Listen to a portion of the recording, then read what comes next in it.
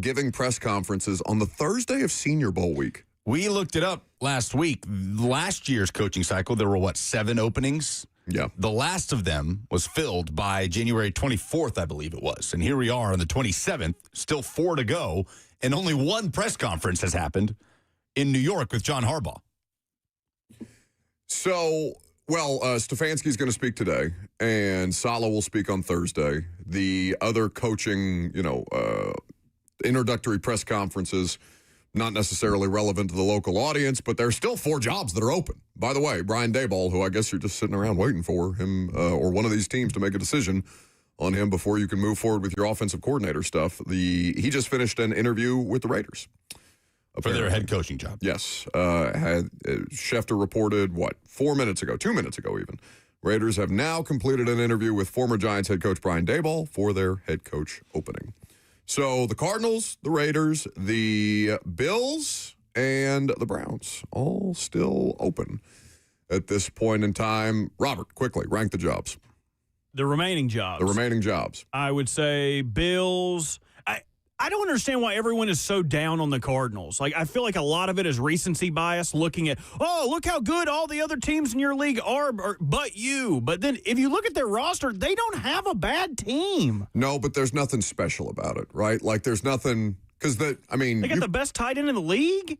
Okay, you know what? Trey McBride is absolutely excellent. And I think because he plays in Arizona, and unless you have him in fantasy, you probably don't know much about Trey McBride because he kind of does it in anonymity. I think most things in Arizona happen in anonymity. He finished 6th in the NFL in receiving yards. No, he was excellent again this year. He was excellent again. So that's back-to-back years where Trey McBride is stunningly productive and just doesn't really come up. I think they had 2,000-yard receivers on the back of Jacoby Brissett. Michael Wilson squeaking in with 1,016 yards. Yeah. They've got a young Marvin Harrison Jr. I like that job more than I think anybody else. Every time you hear somebody talk about it, it's like, who would want to coach there? Oh, no. I don't know. I'm pretty sure I had them. No, I don't think I had them above the Titans when we did the job rankings, but I think I had them one spot below, 6th. Maybe out of the 8 available jobs at the time, now there's been 10. So I would put them squarely behind the Bills, followed by Raiders. Browns. Yeah, Browns have got to be the worst job. It's no coincidence, right, that the 4 remaining open jobs all have some pretty big question marks and red flags around ownership. We're talking about what we just saw from Pagula in Buffalo. We're talking about the Haslam family in Cleveland, Mark Davis in Vegas, and the Bidwell family in Arizona. Yes, that is a theme, but you could have said that. You could have said that about, how many jobs? The only jobs that you would not have said that about are 2, right? Steelers and Ravens. Everybody else has ownership questions. Sure. I think John Mara is pretty respected as an owner, but they've had some pretty bad turnover there lately. He's well thought of, and even then, it took them Arthur Blank 4 days. Yeah, Arthur Blank is viewed favorably by both his fan base and by people in the NFL writ large. Mara family is too, but they kind of screwed around with this Harbaugh thing. It took them 4 days to get the contract done because whatever they promised in that dinner didn't necessarily have, didn't have the fine print on it until 4 days after the fact, which is not an ideal situation. So, all right, 4 out of the 10 jobs did not have ownership questions outright. But the rest of them, obviously, I think there's a theme where bad organizations tend to stay bad. You can look at the top and say, well, why is this thing not working? And it's probably a trickle-down effect more often than not. The Browns situation, though, is the most untenable by far because not only is your ownership situation questionable, you have some things on your roster, maybe the best defensive player any of us have ever seen in Myles Garrett, but also you have an $80 million anchor that is your best option at quarterback. Well, you do have a Pro Bowl quarterback, 2 Pro Bowl quarterbacks on the roster for the Browns. What's the better quarterback situation? Is it Cleveland or Arizona? Oh, no, it's Arizona. Kyler's fine. The biggest issue with Kyler is he's, 7 years into his NFL career? Yeah, but I don't know. Does anybody think Kyler Murray's going to be playing quarterback for the Cardinals next season? No, but if they went into next season with Kyler is an obviously better option than whatever's in Cleveland. Sure. I would say Deshaun Watson is obviously just a huge amount of dead weight, but the options behind Deshaun Watson, you can work with more than whatever there is behind Kyler.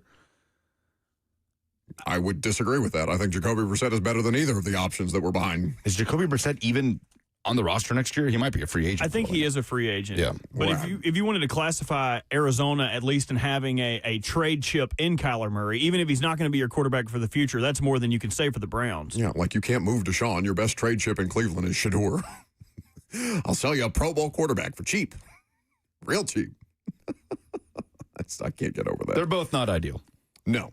Now the Raiders, the biggest stigma on the Raiders is the Raiders have been like I don't know. We should talk about them as Browns and Jets-esque. We really, I feel like we do. I feel like they're also considered one of these basement dwellers. I think the Raiders have been grifting off of years gone by, past glory for many, many years at this point in time, where the Jets, their success very much further removed from the situation. The Browns have always been a joke. Do the Raiders have the longest active playoff losing streak? Playoff losing streak? Or I suppose the longest amount of time since their last playoff win? Surely not. Oh, since their last playoff win? Yeah, we're talking about, again, the AFC Championship against the Titans in 2002 was the Raiders' last postseason victory. Browns have a playoff win before then. Yeah. Jets have to have a longer streak. When's the last time the Jets won? The Jets made 2 AFC championships 6 years after that. The Raiders are second.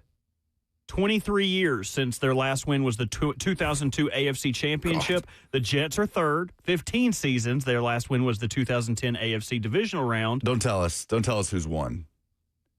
Carolina. No, Carolina made a Super Bowl like a decade ago. If you just keep naming teams, eventually you'll get it. Just naming bad teams. Arizona. Arizona is fourth with 10 seasons since the 2015 NFC Divisional Round. They also made a Super Bowl more recently than the Raiders. It is in the AFC. Win. In the AFC, they fired Dolphins? Yes, correct. It is since the 2000 AFC wild card, 25 seasons since the Miami Dolphins' last playoff win. Playoff game? God. And that's another thing. Like, Dolphins grifting off of success long removed. Every time a team loses a game loses their first game during the NFL season, right? It's a celebration of the 1976 Dolphins or whatever the year it was that they went undefeated. God, I mean, one of the biggest brands in football for as long a period of time, most people's adult lifetimes, and now their Dolphins are poverty. Yeah, Dolphins poverty franchise. I mean, Titans get a lot of crap, justifiably so, but like Dolphins, actual poverty franchise. Stephen Ross has not covered himself in glory. At least the Dolphins have like regular season wins. Like they scored 70 over Denver. Like I understand that means nothing, but at least they have bright spots within the season. Like you have fun plays, you have fun players. Tua passing for 4 million yards with Tyreek Hill. Like they have fun teams. They just don't do anything. Yeah, they've had teams worthy of winning playoff games, to your point. It's not like they've just been in this Jets mode of just constantly awful. One of the worst, contending for the number one pick, it feels like every damn year. Picking second again. Finally getting to the playoffs and then having to field a Skylar Thompson quarterback team. Yeah, they've done it twice. Now, that's the other thing with the Dolphins. They started Matt Moore in a playoff game when Ryan Tannehill got hurt, and they started Skylar Thompson in a playoff game when Tua couldn't play. They're a little cursed. Matt Moore got blasted in that game, too, didn't he? They ended up having to play. He got his head taken off by a Steelers linebacker. I can't remember who it was. But yeah, that was one of the more brutal hits I can remember of before we started, really hyper fixating on concussions and player safety and things like that.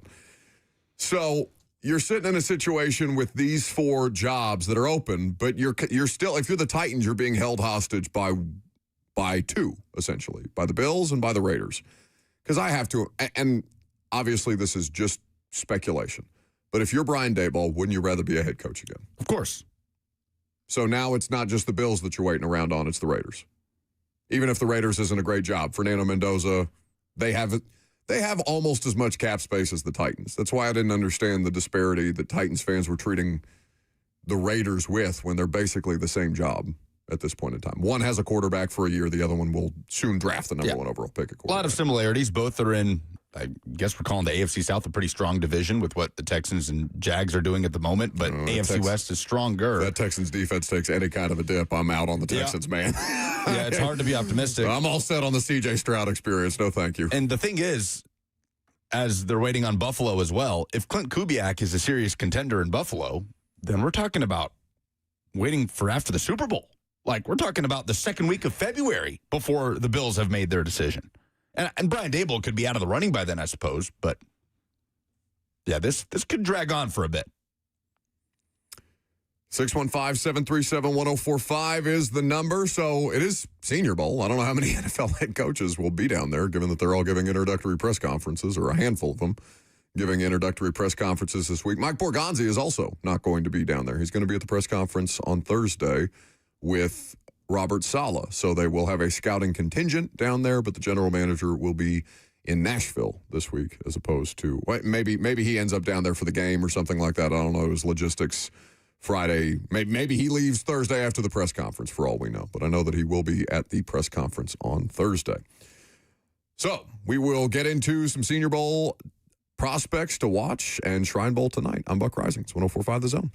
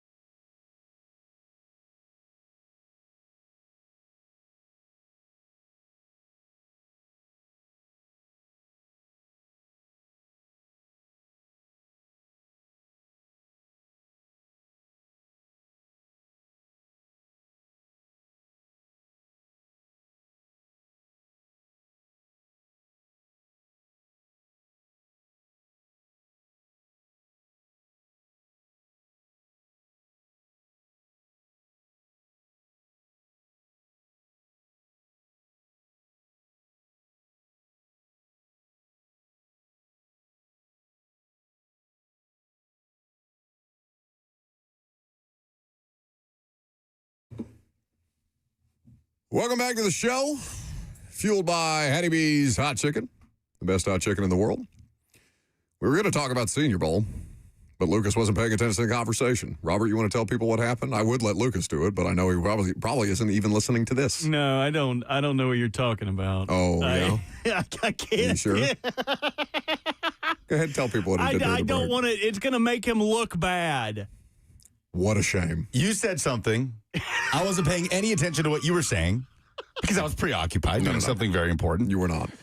You don't think that NES and the way that they're keeping up with power outages in Nashville is important? I don't believe you. I see. Like, I think that you are just looking at what you're going to order because all you've been talking about since I walked in the building an hour ago is how hungry you are and that you're definitely ordering food today.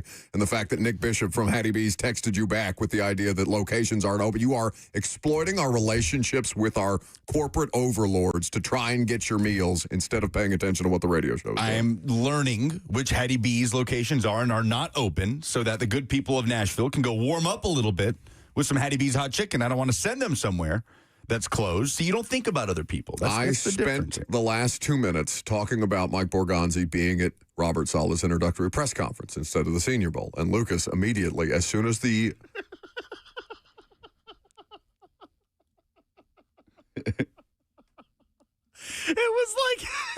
As soon as the break ended. He didn't even take off his headphones yet. His headphones, which I assume just don't work because I guess he's just not hearing whatever we're saying. It's just white noise. Lucas immediately didn't even bother to take his headset off. Just kind of looks at his screen where I'm sure he's looking at his lunch and said, "Oh, I guess Mike Borgonzi's not going to be at Robert Saleh's press conference." It was great because your tease was like 45 seconds. When we come back, we're going to talk about the Senior Bowl. Mike Borgonzi not going to be there. He's going to be at Robert Saleh's introductory press conference. That is on Thursday. But when we come back, who is there and who is not at the Senior Bowl? Break. Yeah, Lucas. I was not listening at all. Not even a little bit. Like, you got to understand, the second you start setting it to break, my brain is off. I no longer need to hear what you're saying. Act like you just do that when we're going to break. Hell, half the time I'm just happy when you're still seated as I'm tossing it to break. Well, it's very strategic by you to put a big spotlight when I do it so that it looks a little more like I do it more than you do it, where you do it quite often. Every show. Oh, that's extreme. Every show. I would venture a guess to say once an hour. It's just people only hear it maybe a couple of times a week. Unsurprisingly, very hyperbolic by you. If you would like some competent Senior Bowl coverage, Zach Lyons and Stoney Keeley are in Mobile for the Senior Bowl, thanks to Lyons Ford. They do a football and other F words every single night this week, documenting what they saw at the practice field, who they talked to, all that good stuff. We will have Stoney on at 10:20. On Thursday to document the week. But something he tweeted out yesterday that Titans fans probably should pay a little bit of attention to because the players that they would be looking at to draft at number 4 might not be represented as populously at the Senior Bowl as originally expected. Ryan Fowler tweeting, after initially accepting invites, there will be no David Bailey, Reuben Bain Jr., Keontae Scott, KC Concepcion, Jeremy Bernard, or Akeem Mesidor at the Senior Bowl this week, among others. Stoney Keeley quote tweeted that and said, had a conversation with the coach last year down in Mobile, and he wondered about the general health and longevity of all-star games as draft evolves. I'm thinking back to that conversation. Well, and also, I mean, you knew that the Miami guys were going to be out as soon as they made the championship game, right? Their season's just lasting so long at this point in time. The schedule for college football, we talked about it 1,000,001 times. There's a variety of different reasons to address it. I'm not saying that they need to adjust the schedule just for the sake of Senior Bowl attendees. Also, I wonder how the Senior Bowl is going to be different this year without Jim Nagy. Oh, yeah, first one. Yeah, this is the first. So Jim Nagy, who's been the executive director of the Senior Bowl for, I want to say, damn near a decade, ended up going to Oklahoma to be their general manager there for the Oklahoma football program. I cannot remember the name of the new executive director off the top of my head. Drew Fabianich? It's a CH at the end. Okay. So former Cowboy scout. I'd be curious to see what adjustments, if any, they made. Nagy had operating at a really, really high level, the Nagy that Titans fans like as opposed to the one that they don't like. So we will get Senior Bowl reporting and information on Thursday from Stoney. Who's the biggest name at the Senior Bowl? I don't know if you were putting an emphasis on biggest, but I think one of the largest names to attend the Senior Bowl is Diego Pavia. Did you guys see his weigh-ins yesterday? It created quite the conversation. His weigh-ins, his measuring. His measuring's correct. His tangibles. He's a little guy. Listed at 6 foot on his college profile. He was heighted. What is that? He was measured? I guess. Measured. He was measured at 5'9". He was heighted. Yes, he was heighted at 5'9" and 7/8. Yeah. It's like, but on Tinder, I'm 6 foot. We're not very good at math on this show, but that's how many inches? Quite a few. How many inches shaved off the old college bio page? Well, we knew he was lying, right? Like everybody Diego Pavia is not the first person to lie on his college bio page. Absolutely I think they do it. I don't think people go to them and they're like, "Hey, can you make me 6'1"? Like, I think they do it. Is there any quarterback in the history of time that has been below 6 foot that actually had a height on his college bio page that was below 6 foot? Like, if you're 5'9", 5'10", 6 foot is what's going on that bio page. I want to say that Bryce Young at 5'9" was sub 6 foot on his Alabama bio page. You might correct me. 5'9", claiming to be 6 foot is what every woman fears on dating apps. Bryce Young, rolltide.com, height, 6 foot. Stop. I'm telling you, it doesn't happen. So any quarterback listed as 6 foot just lying. I don't think there's a setting on those websites that allow you to plug in any height that starts with a 5 if you're a quarterback. I mean, go to Baker Mayfield's. There's no way you could say he's like 5'11". You want his Oklahoma bio page? I bet Baker had to have been 6 foot listed, right? I mean, 5'11" is at least. He might have said 6'1". Let's see. Baker Mayfield, 2017, 6'1". Do Kyler. There's no way they said he was 6 foot. There is zero chance. Yeah, Kyler, that would be the most egregious. He has to be 5'11". Somebody on YouTube said you could see his feet in his driver's license photo. Shut up. 5'10", Kyler, they put 5'10". Which means Kyler was like 5'7". It's okay. That's more honest than anybody. They knew that was one that they knew they couldn't push. Yeah. Like, no, this isn't going to happen. Look at Russell Wilson. For NC State or Wisconsin? Wisconsin. Russ is 5'11"? He's not a Wolfpack.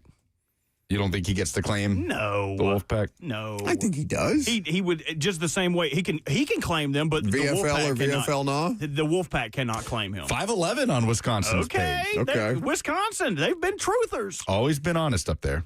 Yeah, we just want to do this all day. Drew Brees. what did Purdue say about him? Honestly, it's do this all day, man. Well, it's funny because like he had to know that this was going to come out, right? You have to know if you're Diego Pavia. You're not 6 foot, little guy. Drew Brees doesn't have one. We're going back a ways. We predate the internet trying to find Drew Brees. We'll have to get the Freedom of Information Act, someone to release that to us. Jay on YouTube says that's not what it says. I don't see a J on YouTube. Yes, what's his name? Seriously. Yeah. On YouTube. Says Baker was listed at 6'2" at Texas Tech. So Patrick Mahomes is 6'2". He's a giant. So Pavia's not alone in this. No question about it. But okay, but Pavia is doing the most heavy lifting, 5'9" to 6 foot. Come on. Was it 6 foot exactly on Vandy's page? I don't have the Vandy page in front of me, but I don't think they know go in increments either. I just think it's so ridiculous. So but is he the biggest name at the Senior Bowl? Pavia? Yeah. No pun intended. Well, he is probably the most famous player at the Senior Bowl. I would say that's a fair guess. I mean, you could pick one of these Alabama players. I mean, the most famous Alabama player going to the Senior Bowl is the tight end, Josh Cuevas. Yeah, he's a good player. Just kind of scrolling down the entirety of the roster. I mean, there's guys from Power 4 programs whose names you would recognize, but Pavia is going to be the biggest name brand player at the Senior Bowl. Now, I don't know what exercises they'll have him doing, what stretches they'll have him doing to try and get his height up to 6 foot. By the time he gets to combine, do you think he'll start wearing heel lifts when we get to Indianapolis? But all right, let's just talk about Pavia. Would you draft Diego Pavia if you had a day 3 flyer? The team with a tangential need at quarterback. Now, remember, a day 3 flyer is also Malik Willis. Malik was Was he day 3? No, he was third day round. 2. He was third round. 86 overall. Yeah. Yeah. You would spend a draft pick on Pavia. I think if you're in a franchise that's in a pretty good place and doesn't mind injecting some competition into that room on the back end of it with just a gamer at quarterback.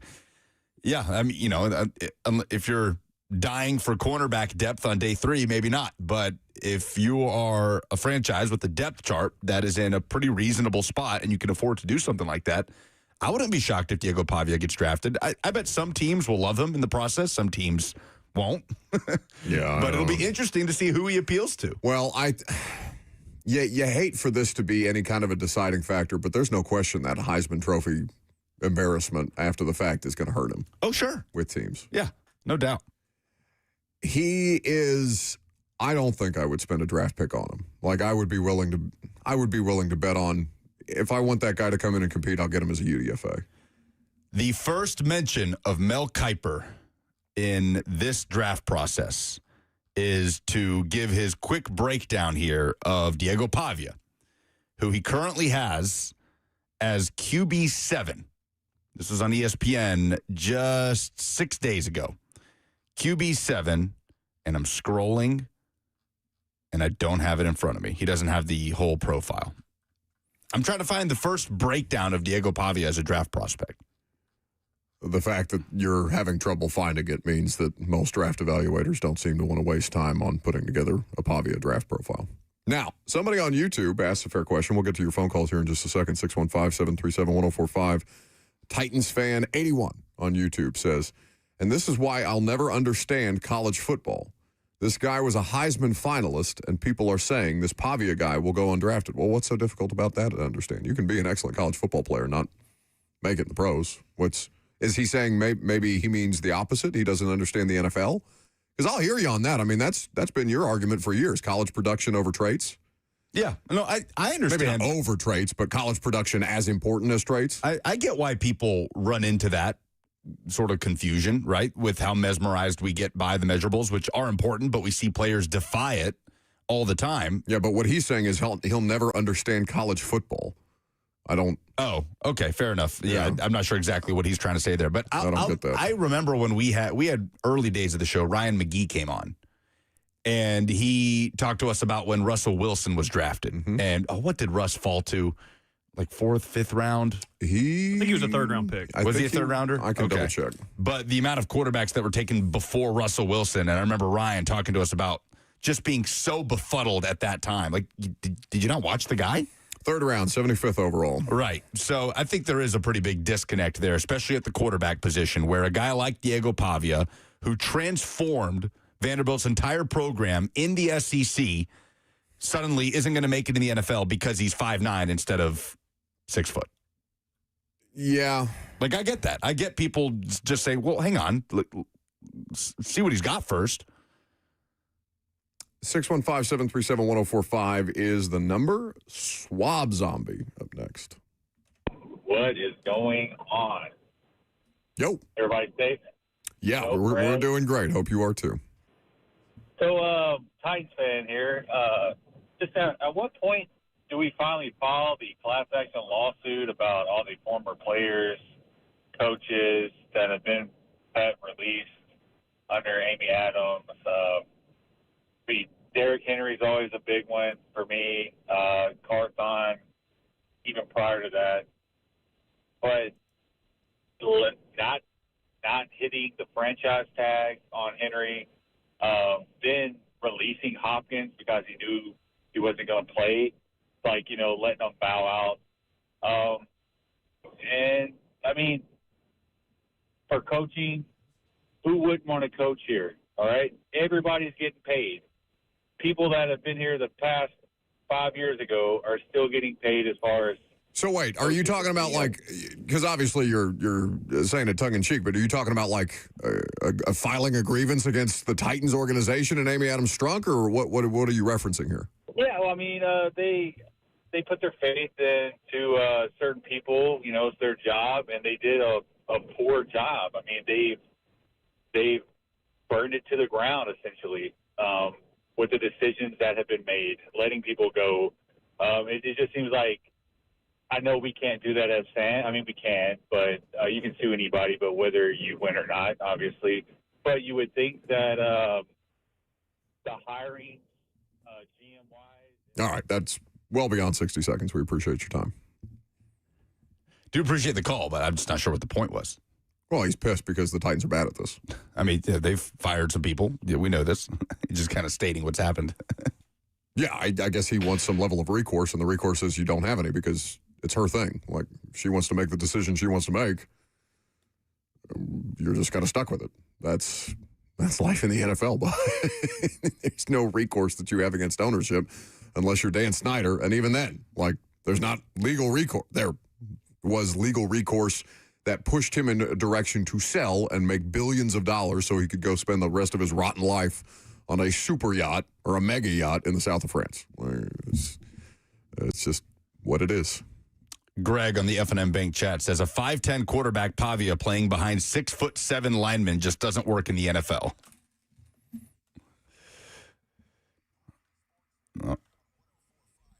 Ooh.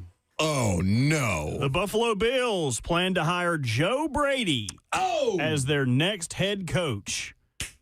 Ryan Daboll, you are free to proceed. Well, free to proceed to Vegas, but that's a gross hire. Yeah, especially after the owner was like, yeah, that was our dumbass coaches that wanted to draft Keon He was Coleman. on the coaching staff. That's the hardest hire to sell if you're Terry Pagula. They had the chance to do the funniest thing possible, and they did it. You promote the guy that you already had anyway and fired the guy that you know can lead you to a game or two away from the Super Bowl. What a great lead into oh no. Are they doing? So Brian Daboll, that's one down for him. Adam Schefter tweeted 30 minutes ago that he has completed his second interview with the Raiders for their head coaching. We talked about that. You weren't listening again. Well, you know, not everybody's listening for the entire show. It is literally your job. Buck. It's just unbelievable. Bob in McMinnville. 737 Maybe wasn't listening at 10:02 a.m. Don't try and slough off your guilt on Bob in McMinnville. It's okay. How do you still not know how this works? What do I have to get away for? Oh, no. Nothing. Okay. We no one downstairs has come to work the last 2 days, and when I went to check, nobody is. when I went to check giveaways, oh no, it has been updated. It has been updated. Oh, look at that. I sent an email and it has been responded to. What do I got? More Rascal Flats tickets. Okay, if you want tickets to Rascal Flats, 615-737-1045. Tell us what in sports made you say, oh no.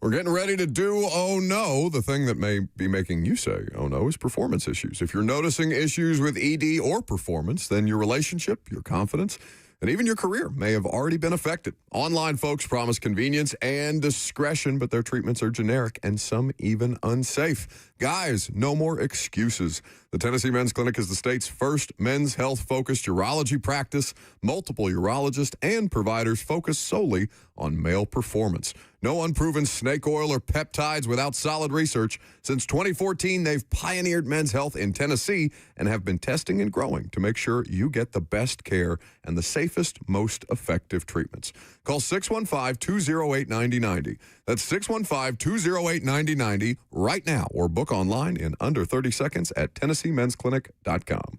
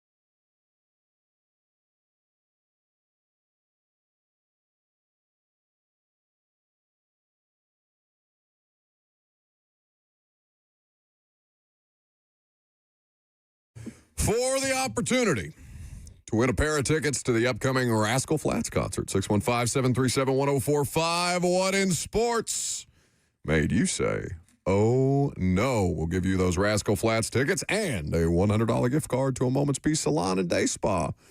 If you are somebody who's dealing with the elements right now, what better way to relax than a Moment's Peace, who makes this segment possible each and every week?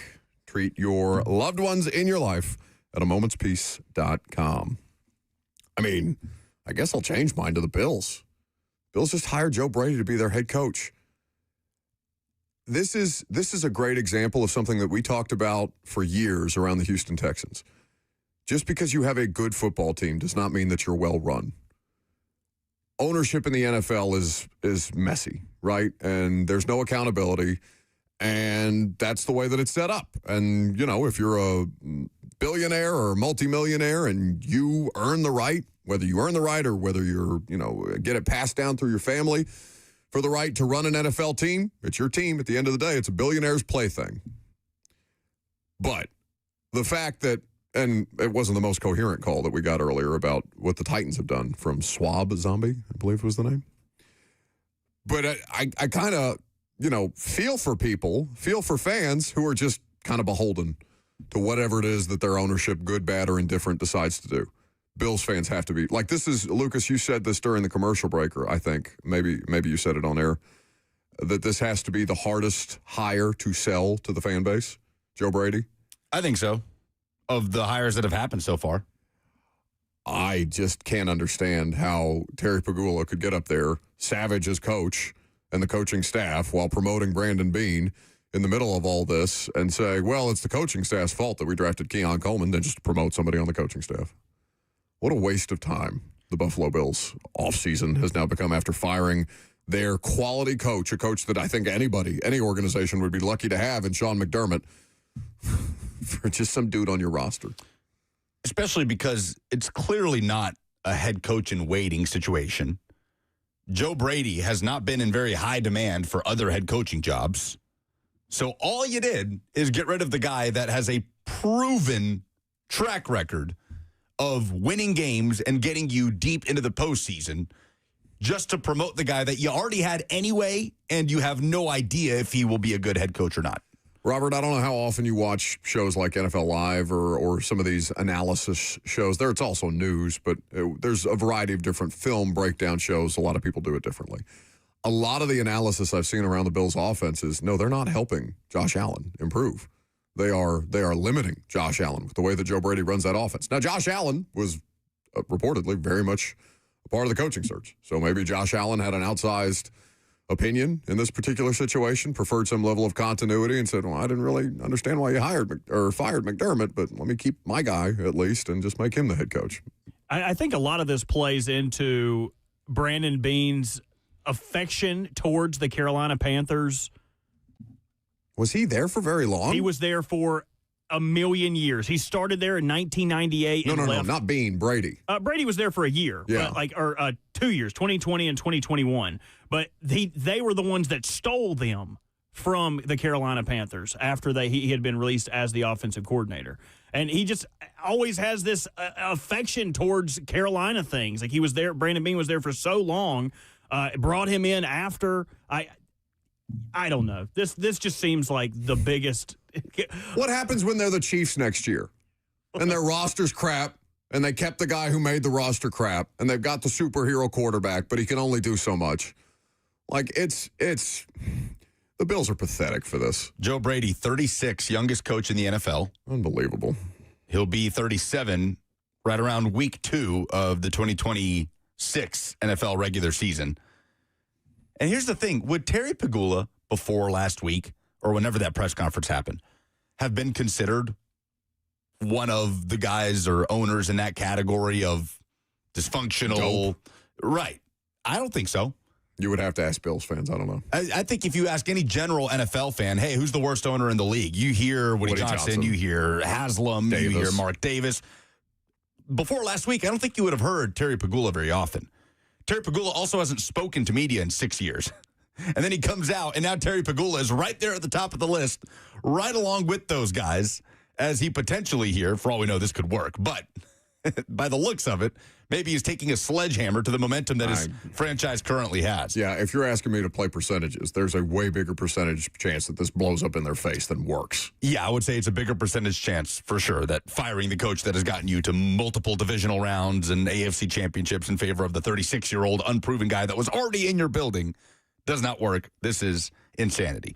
My oh-no is the Cleveland Browns. The state of the Cleveland Browns coaching search. As one by one, candidates are pulling out. Mary Kay Cabot tweeted this morning that Jim Schwartz is gaining momentum to be the Browns' next head coach. Defensive coordinator in Cleveland, obviously spent multiple stints here in Tennessee as an assistant. And I don't know if you saw this report from Tom Pelissero, and I struggle to bring this up because I don't know how commonplace things like this is, and you can word anything and make it sound incredibly foolish, but ESPN Cleveland put this out there. Tom Pelissero is the one who reported it, that the Browns are making their coaches take a personality test and giving them homework. We talked about that on Fox this weekend. Or making their candidates do quote-unquote homework and take personality tests. Again, I would need more information on the context of everything that goes into an NFL head coaching interview. I think it's equally stupid. Yeah, Cleveland not covering itself in glory right now either. Robert? I would have to go with a story that we mentioned last week involving Clemson and the recruitment of a player through the transfer portal. I don't even remember this cat's name, but he was the linebacker from Cal, the ACC Defensive Rookie of the Year, signed with Clemson in the transfer portal. So the story starts with him in class, him going through film sessions. He is enrolled at Clemson. Out comes Ole Miss to try to tempt him. Hey, come over here. Okay, see what we got cooking over here. The player makes Dabo and Clemson aware of this. Hey, I have no inclination that I'm going to go there, but I just wanted to let you guys know that they are trying to hit on me. Well, it continued to happen. Continued to happen so much that the player came to them and said, hey, they are trying to recruit me, but if you guys add $1 million to my contract, I will turn over the text messages that are very damning towards them to give you guys the evidence. Did you see this? It's insane. Yeah. Dabo talked about it for 8 minutes at his press conference the other day. I would love to play it, but it's just so much rambling and so much looking at like a court stenographer timeline. Like, what, 10:19, they sent this text. Yeah, we'll play a portion of it later in the show. He's like reading the text messages and that he's getting from Austin Thomas, the GM at Ole Miss. So they get wind that he is going. They send some coaches to his house in which he meets them in the parking lot, and he says, I'm going to Ole Miss. I'm not going to stay here. They're unable to keep him. Dabo had a press conference, and this was a piece of it at the end. And to be honest with you, this is crazy. To me, this situation is like having an affair on your honeymoon. That's basically what we're dealing with. And I know for a fact that this is happening at other places. Because you know why? Because I've had a bunch of coaches over the last week that have reached out to me. And they're going, well, let me tell you what's happened to me. Let me tell you what I know. Let me tell you my story. I've had a lot of people reach out with their stories. And so I want to challenge all of those coaches that have reached out to me. I want to challenge all of them. You need to step up and call it out. So Dabo's call to action, asking other coaches, if you see something, say something.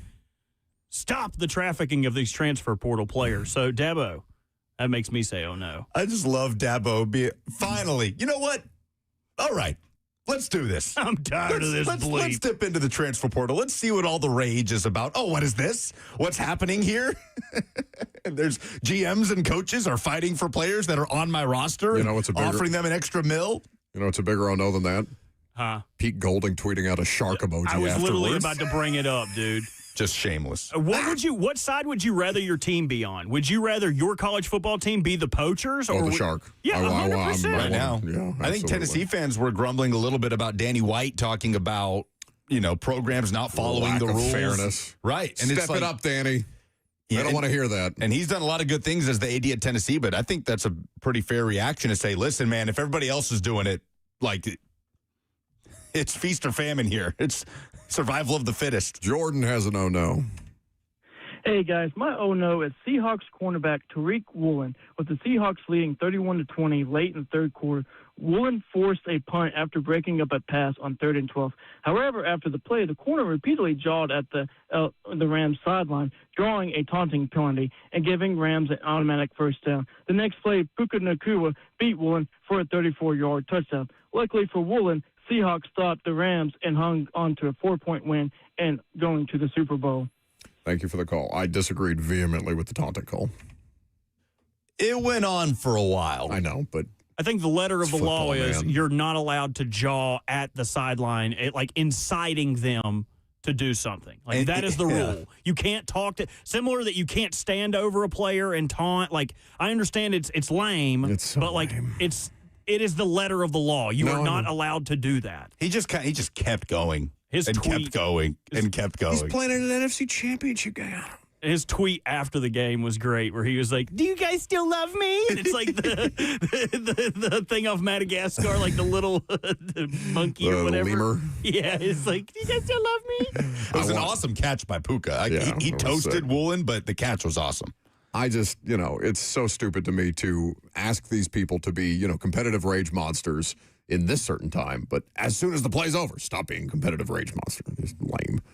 Ryan is Lebanon. What's up, guys? My oh-no goes to the guys and girls down there in Alabama for Senator Charles Bediako. And I don't know if you saw this or not, but it got extended for another 10 days. I just think the whole thing is ridiculous.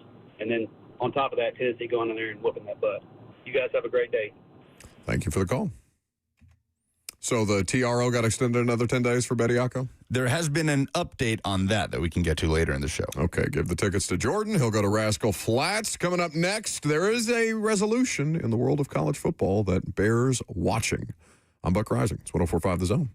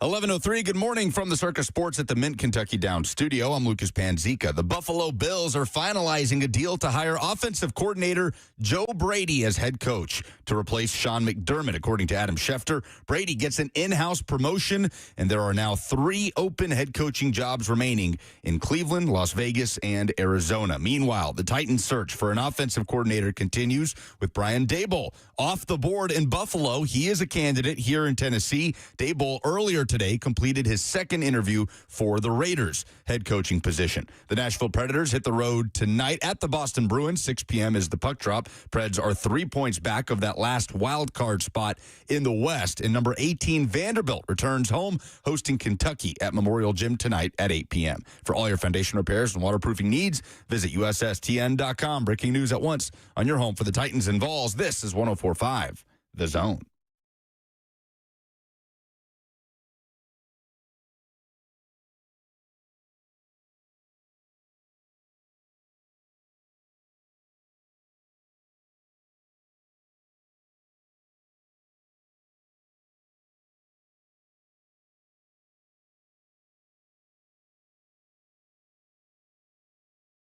So another coaching vacancy filled. Joe Brady, the next head coach of the Buffalo Bills. Now, Robert got in my ear while Lucas was doing the update that has a couple of domino effects. Means Titans potentially one step closer to hiring Brian Daboll. We await the decision by the Las Vegas Raiders, who also had a second interview with Brian Daboll that concluded this morning, according to Adam Schefter of ESPN. It means that guys like Grant Udinski, who interviewed for that opening, will return to Jacksonville to be the offensive coordinator there. A lot of young blood in coaching these days and front office executives. We were just talking about the age. Joe Brady is, 36? Yes, I believe that's correct. Joe Webb, or is it Davis Webb or Joe Webb? Davis Webb. Joe Webb is a different player. Yep, he's the former UAB quarterback turned utility NFL player. Okay. Davis Webb is the 30-year-old who has been interviewing for head coaching openings, and Jason Fitz, who will join us in about 15 minutes from now, wants him desperately to be the next head coach of the Raiders. Which is interesting. And Ari Meirov points that out in this tweet. The Bills hiring Joe Brady means what we already noted. Grant Udinski will return to the Jaguars as their OC. Davis Webb is either headed to Vegas or back to Denver, which is not necessarily correct because I do think he is the passing game and quarterback coach in Denver. He could get a promotion. I think he's up for a number of offensive coordinator jobs around the league if he doesn't end up securing a head coaching job. And Nate Shieldhouse is either Cleveland bound or returning to L.A. So we could see a little bit of fluidity knocked off and get some real names, get some real people in these jobs. So Udinski is not a candidate anywhere else. Correct. And he is one of the ones that pulled out of the Browns head coaching search. He's one of many. Who is the unhappiest fan base right now among the teams that changed their coaches? Titans fans feel like they're okay. We'll see what happens with the OC thing, but they seem fine with Robert Saleh. They feel like they dodged a bullet. Whether they did or not, we have no idea. But they feel like they dodged a bullet with the Matt Nagy thing. So Titans fans feel fine. If they land Daboll, Titans fans will be extremely excited. And should be. And should be. They should be extremely excited about that opportunity. That's the best case scenario for the Titans by a mile. Of the hires that have been made. Of teams or just generally. We can talk about the 10 openings across the board, because I'm sure Browns fans aren't happy that nobody seems to want their job, right? Of the ones that have been made, it has to be Buffalo fans. It just has to be. I think the Browns could make the argument, but we're going to get this Sean McVay disciple, this guy who has been his right-hand man. If you do. If you hire Jim Schwartz, you're just like a... I think of the teams that have yet to hire a head coach that would convince themselves it's a good hire. Have you guys seen who the favorite to be the Arizona Cardinals' next coach is? No. Mike LaFleur, the failed offensive coordinator under Robert Saleh in New York. Interesting. Well, great news for the Titans fans, because it means that if something were to happen, you couldn't hire Mike LaFleur, which would be a terrible idea. I wonder the last time a coach got fired after a 12-5 regular season. It's just not something that happens. No, this cycle is not something that happens, right? 2 guys who were in their jobs for 18 and 19 years with the most stable organizations in football fired. One guy who's perpetually in the playoffs with a superhero quarterback and who's done a really good job with not a lot to work with, fired after a 12-win season. But to your point about, or your question about which fan base is the most disgruntled at their head coaching hire, it simply has to be Bills fans. More than the not Packers. Steelers? Steelers. I would say so because... I don't know, man. Steelers fans are pissed. But you can also just kind of see their logic there. Art Rooney spoke about some of the backlash. He said none of that will matter when we start winning games. Yeah, but if you only win 9 and you get bounced by the Texans or the Chiefs. Those are the two at the top of the list. But if you're a Bills fan and you're firmly in this Super Bowl window where it feels like the one thing that could screw it up is what's happening in front of you right now, that's a tough place to be. To fire a coach after a streak of 10 wins, 13 wins, 11 wins, 13 wins, 11 wins, 13 wins, 12 wins. When you read it like that, it's so much more offensive. 6 consecutive divisional round appearances, 2 wins in those divisional round games in that span from 2020 through 2025, or 2019 rather through 25. Yeah, that's hard to justify when there was no plan moving forward and the owner straight up admitted to you that it was an emotional decision based on people crying in the locker room.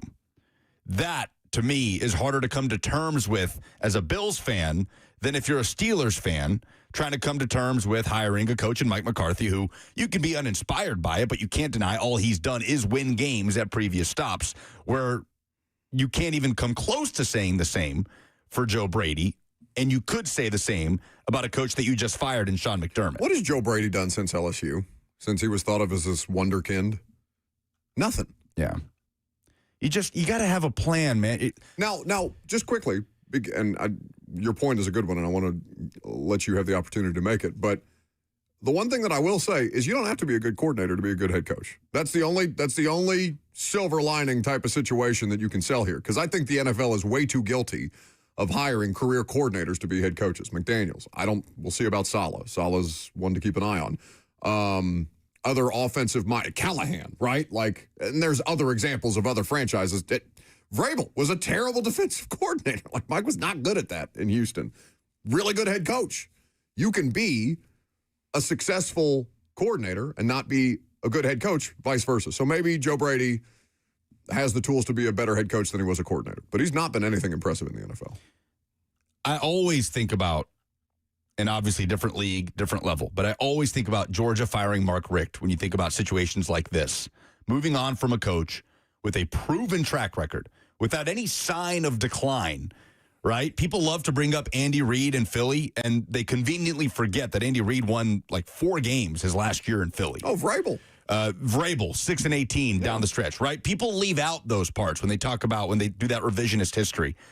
I always think about Georgia making that move to fire Mark Richt because though they were reaching a certain standard of success, it still wasn't up to the standard that they wanted to be at. And there's a respect that comes with that for me. When I look at that, I respect that, but you have to have a plan. Georgia had a plan.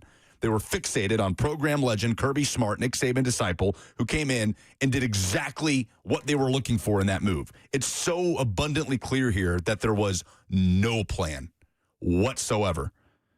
And that Terry Pagula made it sound like he didn't even intend to fire Sean McDermott until he set foot in that locker room. Vibes. So that, to me, is what makes this the hardest pill to swallow for any fan base that's had to fire their coach. Earlier in the segment, you asked, when's the last time an NFL franchise has... Breaking news. Breaking news. That's good for Titans. Where are we going? We going to Vegas? News.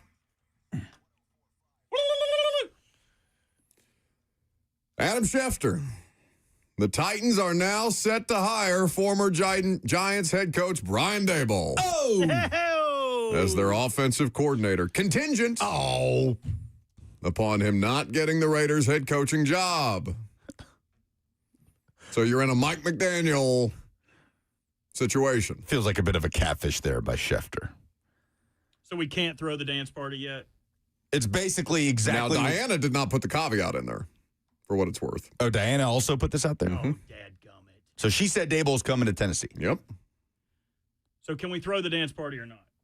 I mean, you two can dance.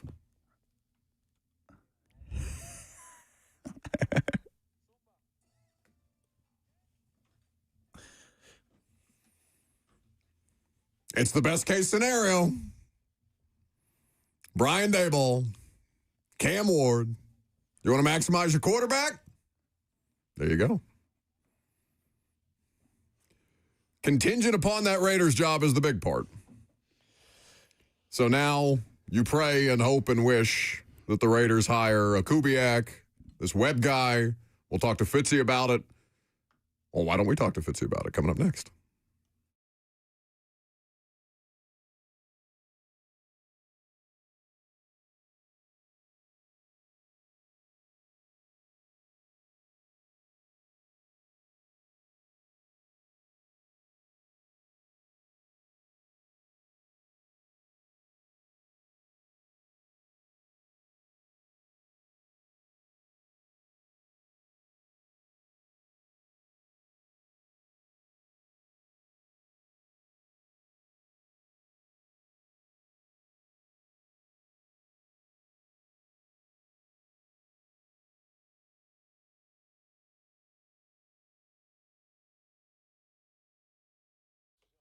Nashville, I hope you're staying warm out there. A lot of folks still without power. It's obviously a tough week for a lot of people, a lot of restaurants that are closed down, and just trying to figure out who is there for you right now, right? The shelters that will be there, NES working hard. You know who else is there for you?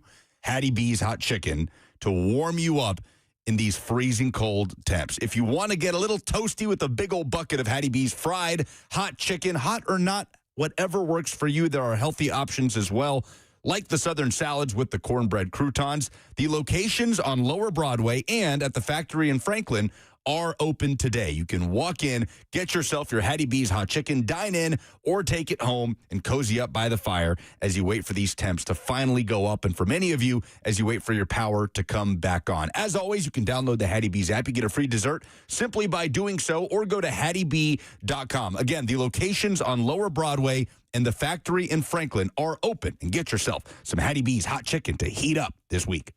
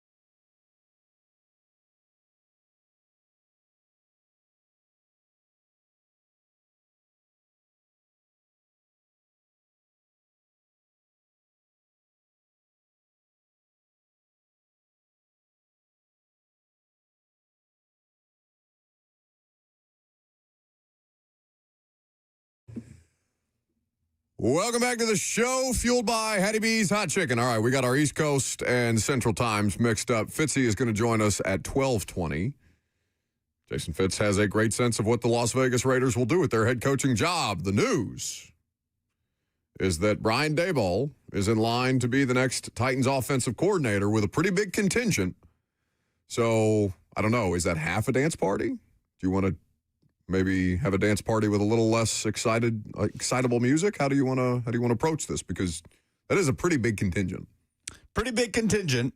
And Diana has quoted her own tweet where she went ahead and said the Titans are set to hire Brian Daboll, and then quoted it and said Brian Daboll is a finalist for the Raiders head coaching job after completing his second interview, while also remaining in consideration for OC roles with the Titans and Eagles. And then Diana says Tennessee expects Daboll to choose joining Robert Saleh's staff. Over being the head coach of the Raiders? That would be surprising to me. I would. Really? I mean, Vegas is messy, so. I mean, I kind of look at it as like, why roll yourself into another job where you're potentially going to get canned in a couple years when you can't get them over the hump anyway? Come be the OC, whether it's with the Titans or the Eagles or whoever, and potentially get better job offers in the next cycle. Man, we got to talk about this Eagles OC job. Yeah, nobody wants that job. That was almost my oh no in sports this week. It's crazy.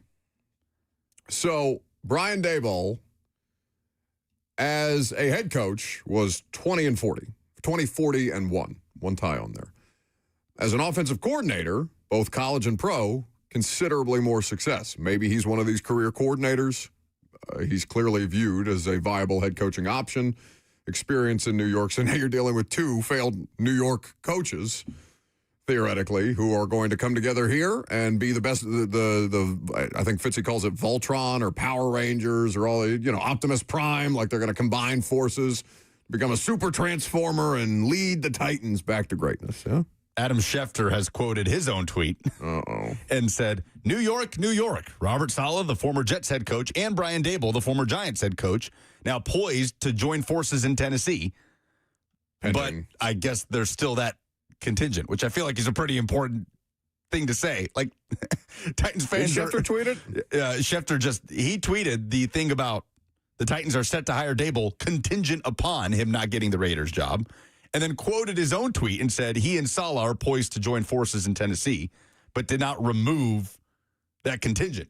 So Titans fans have no idea whether they're clear to fully celebrate this or not. Stop gaslighting them, Adam. Snip, snap, snip, snap. Yeah. Jonathan Jones tweeting, this brings the Raiders job into focus. Jones of CBS says Davis Webb, Brian Daboll, and Clint Kubiak are the top candidates in Vegas.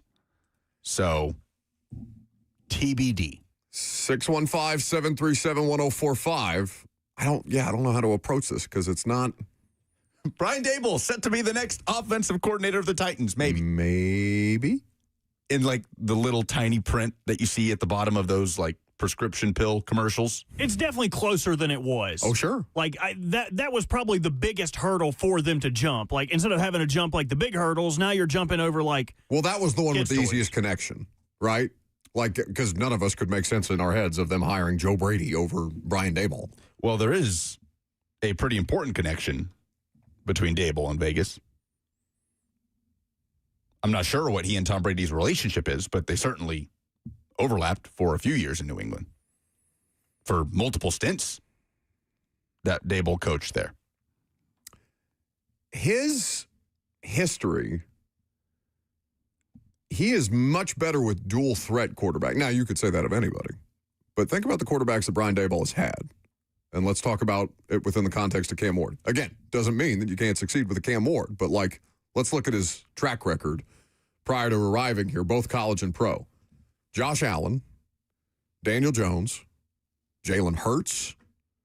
These are quarterbacks who are renowned dual threat. Now, in theory, you could look at this and say, all right, maybe this is how we get more out of Cam Ward as a runner with Brian Daboll as the offensive coordinator. It was also Jackson Dart's biggest strength in his rookie year. Biggest strength and weakness because he kept just plowing into things, giving himself concussions. He was making plays. Sure. I would say that I wouldn't say that is his calling card. It's like he's not I made this guy an elite rusher. I made this guy a better rusher than he was. I think Brian Daboll's biggest attribute as an offensive coordinator is mastering what you have, like making a dish out of the ingredients that you have on hand and doing it at a high level, putting people in positions to win and not necessarily square peg round holing. What you want. Yeah, exactly what you want. The opposite of Callahan. It would be interesting because Cam Ward, I don't think strikes any of us as a 500 to 600 yard rusher at any point in his career. I just don't think it's a part of his game. And that is largely the type of quarterback that Brian Daboll has, someone that can lean into that skill set. The career highs in rushing of Josh Allen and Daniel Jones came with Brian Daboll calling plays, and obviously Jackson Dart, but being his first year in the NFL. What does Las Vegas do? And how much influence does Brady have over the situation? That's such a huge domino. Because, I want to talk about Brian Daboll, but I don't know if we should. Or, I guess we can, kind of. Yeah, we have been too, but yeah, I'm not. But this is a weird holding pattern for all of us to be in. You have an OC. Maybe. If this doesn't happen. The Raiders are in a unique position to kind of sit back and wait at this point because nobody that you're nobody that you're competing with for coaches is going after any of the guys that you want. The Browns are not going after any of the three that you mentioned. The Cardinals are not going after any of the three that you mentioned. So if they wanted to wait and sit back and wait for Clint Kubiak to become available after the Super Bowl, they are well within their right to do that because they have the general manager in place. They can send people to go do things at the Senior Bowls or Shrine Bowls or everything in between. The Raiders could end up waiting and then potentially landing who was one of the best coaches of the cycle in Clint Kubiak. Just an odd cycle in terms of the timeline of it all because I didn't think until what point that Brian Daboll was a real candidate in Vegas. It felt like within the last week. Yeah, it felt like Buffalo was his only real shot at a head coaching job. I think, and we can ask Fitzy about Vegas's coaching search because he is a Raiders super fan. He will have more information on this than we will. But there's some reason to believe that Vegas was dissatisfied with their coaching candidates and explored additional candidates. Jeremy Fowler a few minutes ago. The understanding in coaching circles was that Daboll had given Robert Saleh his word that he is his OC unless he gets a head job. I don't like this. And then Fowler follows it up by saying Cam Ward gets experienced play caller. But he hasn't yet. It hasn't happened. We're putting and I don't want, I don't know Brian Daboll, obviously, to doubt his word, but I need something a little more concrete than a handshake agreement on this. Well, there's enough reporting around it to think that if Daboll is not the head coach of the Raiders or the Bills or whoever, he will be the offensive coordinator of the Titans, but it doesn't feel good, right? It doesn't feel as good as it should, right? You should be able to celebrate this if you're a Titans fan. And yet you're just kind of like, I don't know what to do with my hands, Ricky Bobby type of situation. It's like the Raiders are the guy with the fishing pole in that State Farm commercial. With the dollar bill on the end. Quicker than that. Buffalo hires Joe Brady. Titans like, all right, here. Oh, no. Well, because, and if we're going to talk about the hypothetical of Daboll, we also have to talk about the hypothetical of without Daboll. If they play this waiting game, and listen, I think it's worth it. I think the opportunity to hire Brian Daboll to work with Cam Ward, the potential for that is worth the wait. But if there is a situation where he gets the Raiders job and you're just left standing there and your best option is Cliff Kingsbury, who you clearly didn't want to hire that badly, or Thad Lewis, or who else did they interview yesterday? Yesterday it was Adam Stenavich, the Packers OC, Kingsbury, and Lewis. Lewis is the Bucs quarterbacks coach.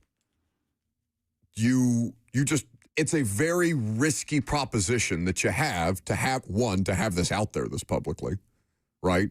That, he gave me his word. If he doesn't get a head coaching gig, he's my guy, right? It's just so frustrating because just at every turn you keep telling people, he's my guy if he doesn't get the job. But that's how everybody is reporting this. Daboll headed to Tennessee if he doesn't get the Raiders job. What else do we know about Robert Saleh?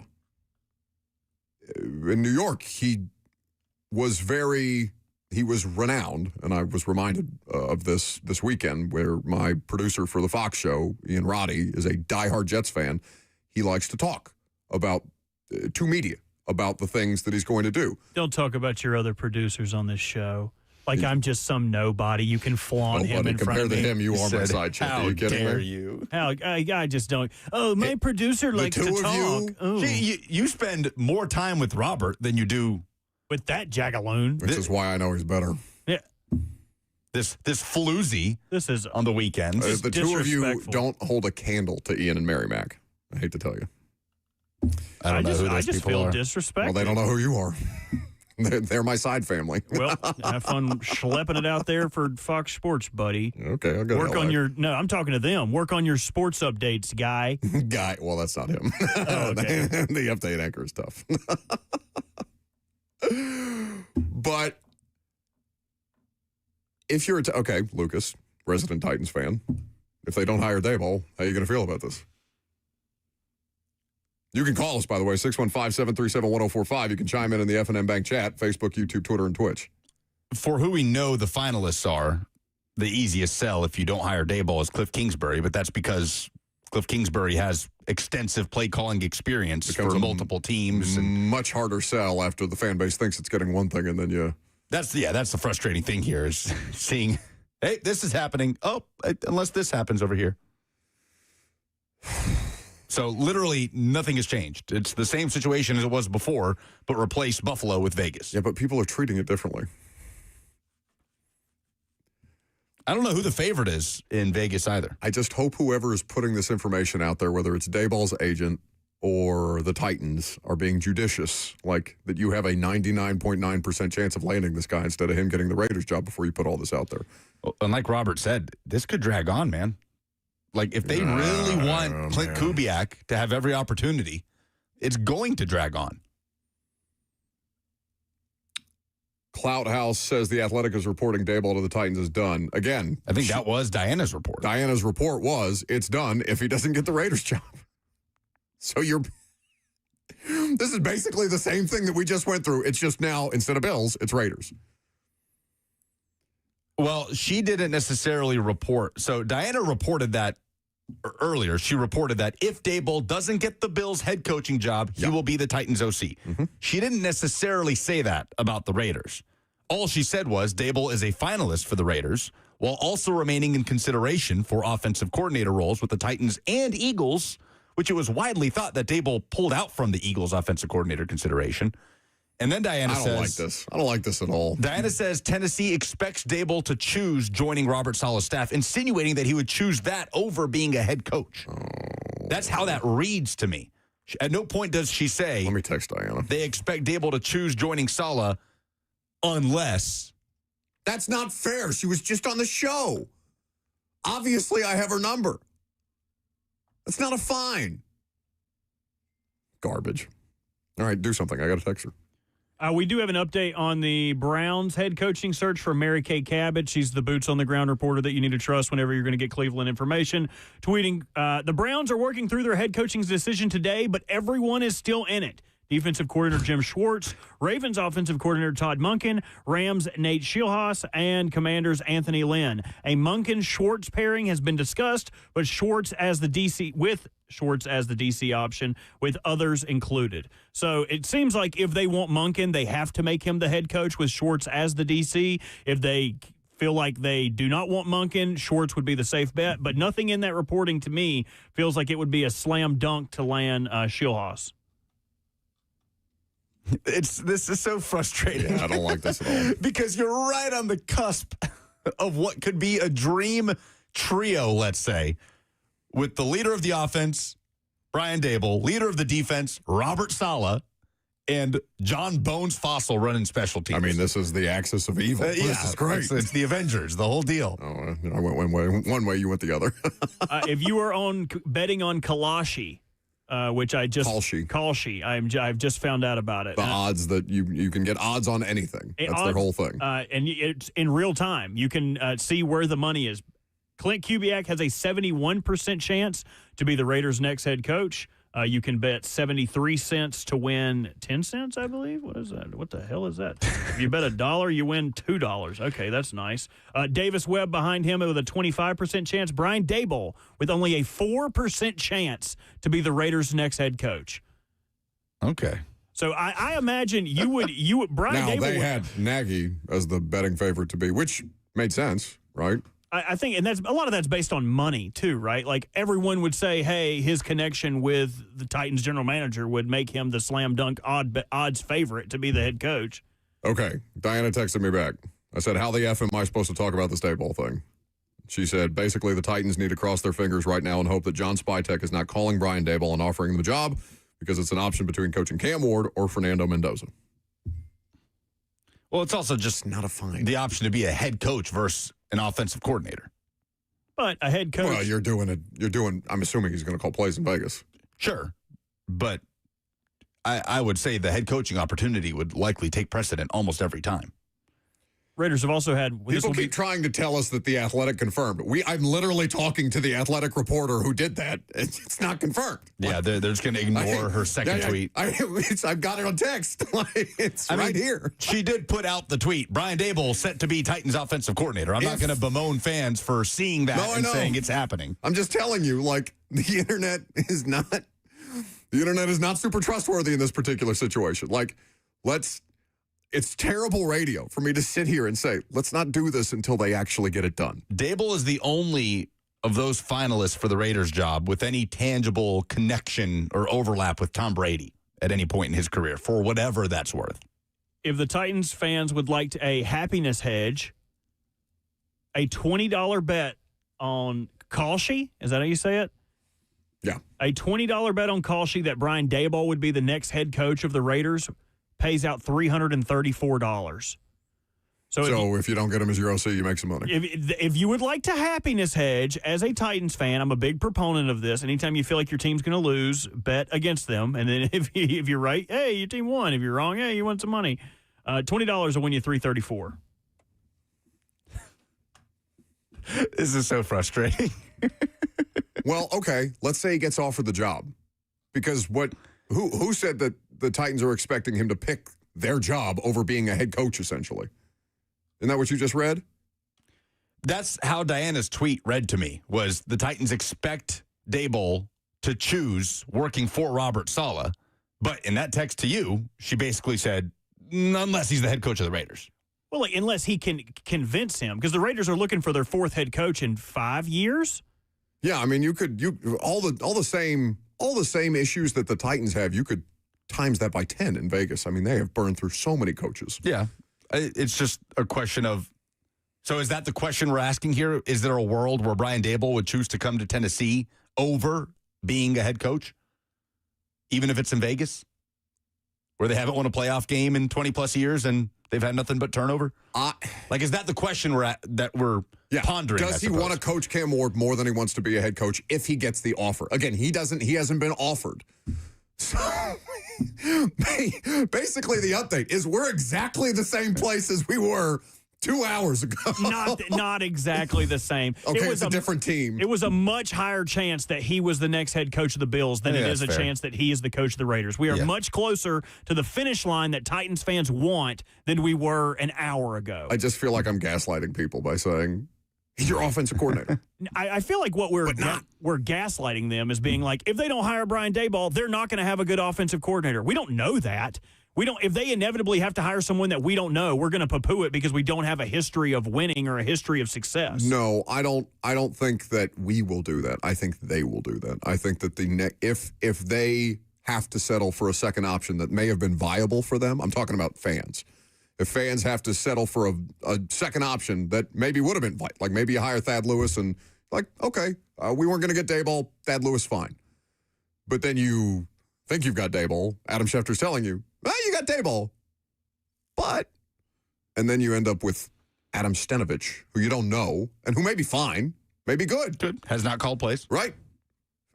I think the fan base is going to have a negative reaction in the immediate.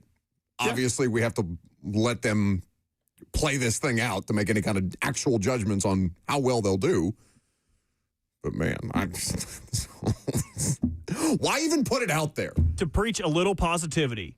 we have seen this exact same scenario this coaching cycle where everyone was like, oh, Mike McDaniels is going to go be the OC of the Chargers unless he gets a head coaching job. And then he bowed out of the Browns job. He didn't get the Bills job. He bowed out of the Bills job, too. He just ended up going to the Chargers. So we have seen this happen, this coaching cycle, where someone chose to be the OC rather than go be a head coach somewhere where they don't necessarily trust their future. Somebody pointed out Ian Rappaport's not touching this one. Yeah, he has also not had the greatest offseason so far. Just a lot of inaccuracies on his part. Yeah. Well, interesting times. Here we are. I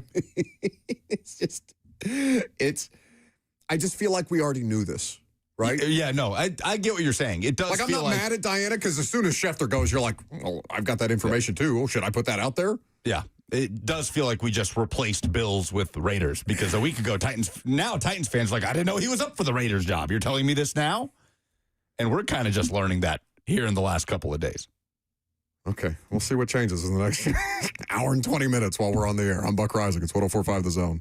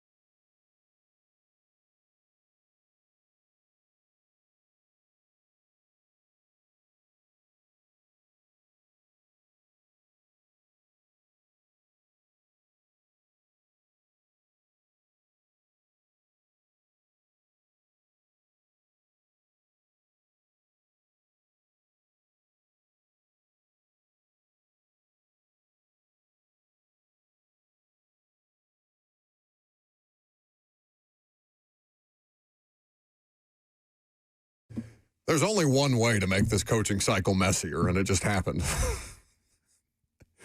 You've got insiders all over the NFL tweeting out that he's the Titans' offensive coordinator, Brian Daboll. Except there's still a job that's considering for a head coach. Wait a minute. Wait a minute. Wait a minute.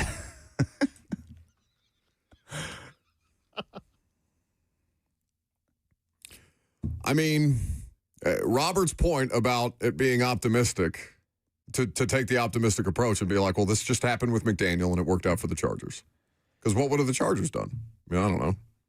I'm sure there's somebody who would have wanted to work with Justin Herbert, but it's kind of the same list of people, right, that we're talking about. Cliff, Stenovich, Thad Lewis. Probably Monken if he doesn't get a head coaching job. Right, he's still in it for the Browns. It's just a very messy situation. It's just such a big contingent. Like, it's such a huge asterisk to say Titans are set to hire Daboll. Well, unless he gets this job, of course, then they won't.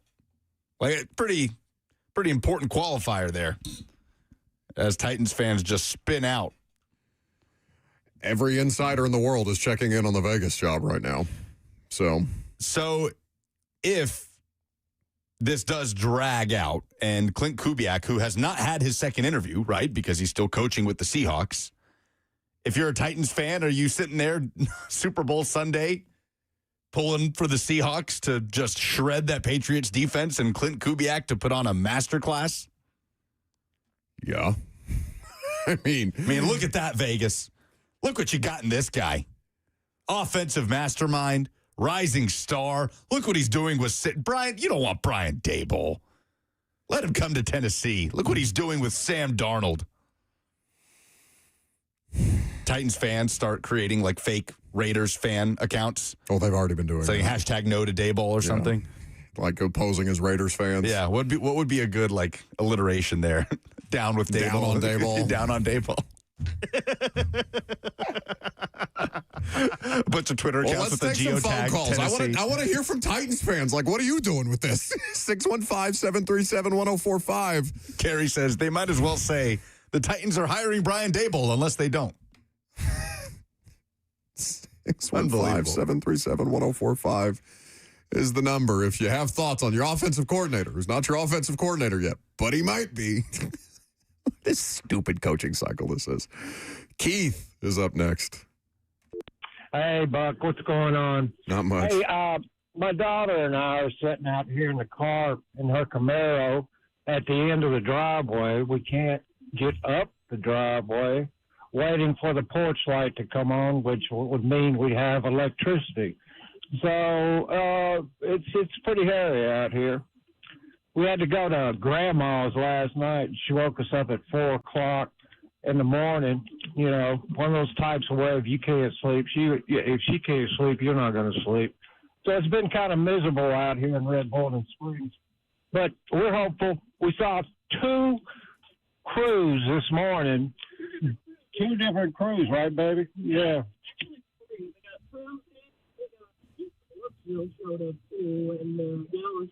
Yeah. So the troops are amassing here in Macon County. But anyway, I hope they get Brian Daboll. That would be great. Something to look forward to. It's a long off season, so maybe that'll. Well, I appreciate the call, Keith. I'll stay warm out there. Yeah, be safe. It's 60 seconds on the clock, though, so we got the weather update and then. Weird flex on the Camaro. Oh, I didn't even hear that. I just heard the off mic mumblings of his significant other, I assume. His daughter. You don't listen to. We don't listen to you, and you don't listen to the callers. I was just confused. What I was expecting Brian Daboll off the top, and listen, the weather obviously is something worth paying attention to. So we hope everybody's safe. And I didn't want to dismiss that, but I was like, still about 100,000 people without power. Okay. As we await to see what happens with the Raiders head coaching job. Got another tweet by Diana. Okay. This is so stupid.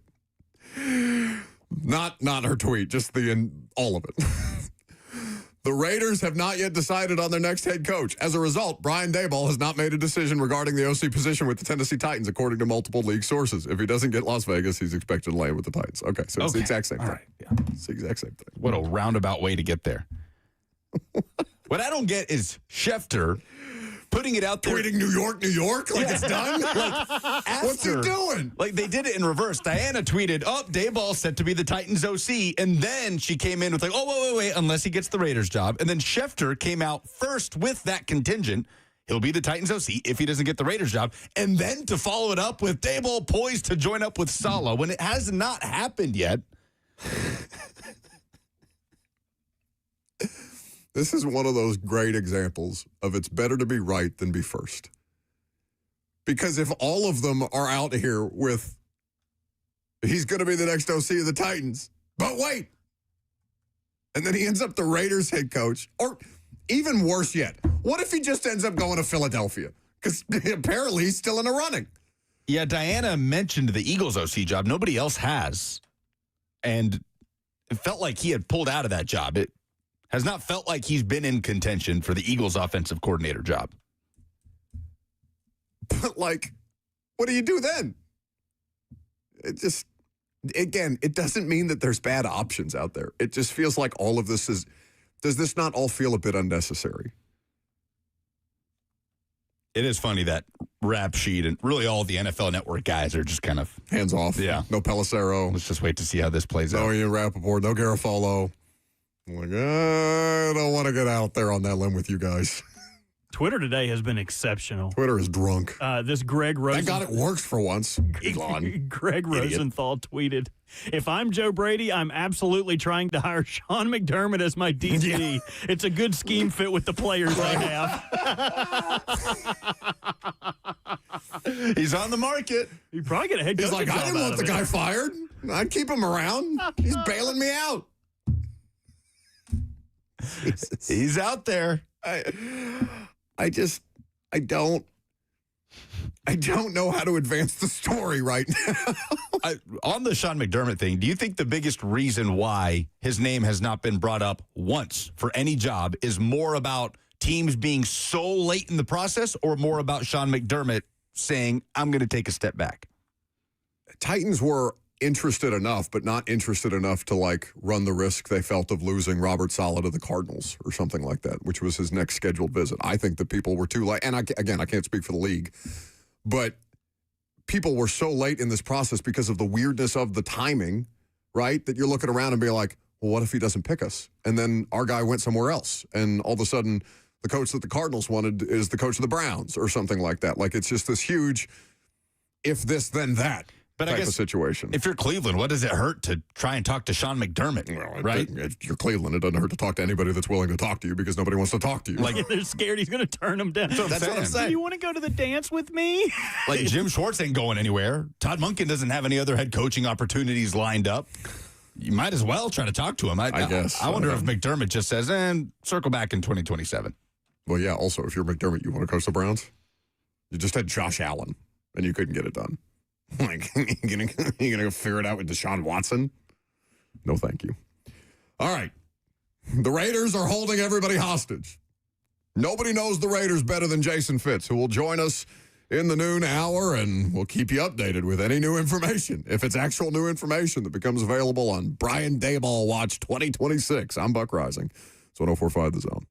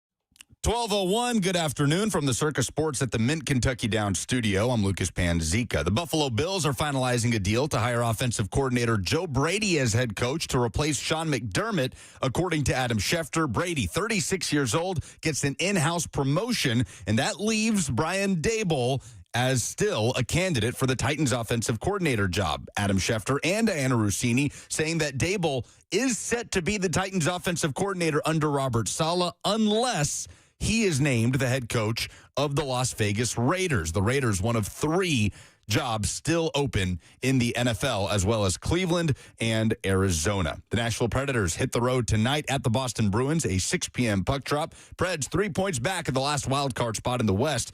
In college basketball, tonight, number 18, Vanderbilt, back home. They host Kentucky at Memorial Gym, tip-off at 8 p.m. For all your foundation repairs and waterproofing needs, visit USSTN.com. Breaking news at once on your home for the Titans and Vols. This is 104.5 The Zone.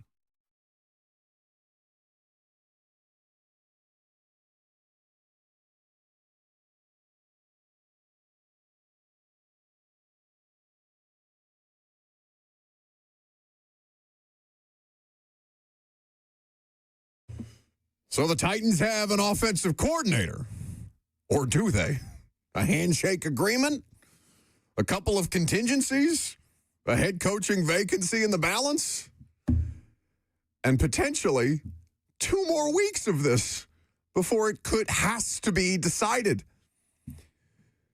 The reporting right now is information that you might have already known, that Brian Daboll is going to be the Titans OC if he doesn't get a head coaching gig. The only thing that's changed is the head coaching gig has changed from the Bills, who hired Joe Brady during the course of this show, to now the Raiders, where he is one of 3 finalists, as my understanding goes, between Webb, Kubiak, and Daboll to be our Lord and football savior Fernando Mendoza's next head coach in Las Vegas. So let's talk about these 2 jobs. If you're Brian Daboll, how difficult a conversation is it to have between an OC job and a head coaching job? Because most of us would say, yeah, you take the head coaching job, even if it is the Raiders. Now, maybe if you're in a situation like the Browns, it's a little easier of a conversation because the Raiders have advantages here. The Titans have advantages. The Browns do not have advantages, right? But this is not the Browns' job that he's up for. It's the Raiders. They have as much cap space, basically, as you do. They'll have some dead cap stuff that they have to incur this year, but not substantially enough to knock them out of the top 5.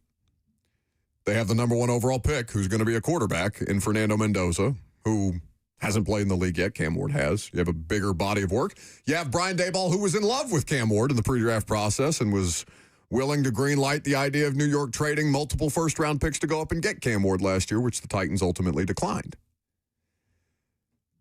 What are the benefits of the Titans OC job right now? Well, number 1, the quarterback. Number 2, I'd say a blank slate for however much input you will have in roster building. And number 3, something that you wouldn't necessarily have in Vegas, you don't have to worry about the defensive side of the ball. This puts us into marshmallow test territory. Are you just hungry? What we have here... It's the 3rd time this week he's brought up marshmallows. ...is a marshmallow test. I mean, it's amazing that we brought this up yesterday, and it just comes right back around. The Raiders' job is the 1 marshmallow. You can eat it now. Totally up to you. If you're offered the Raiders' job, you're offered that marshmallow, you can eat it now. But the Titans' job could represent the 2 marshmallows if you're a little patient.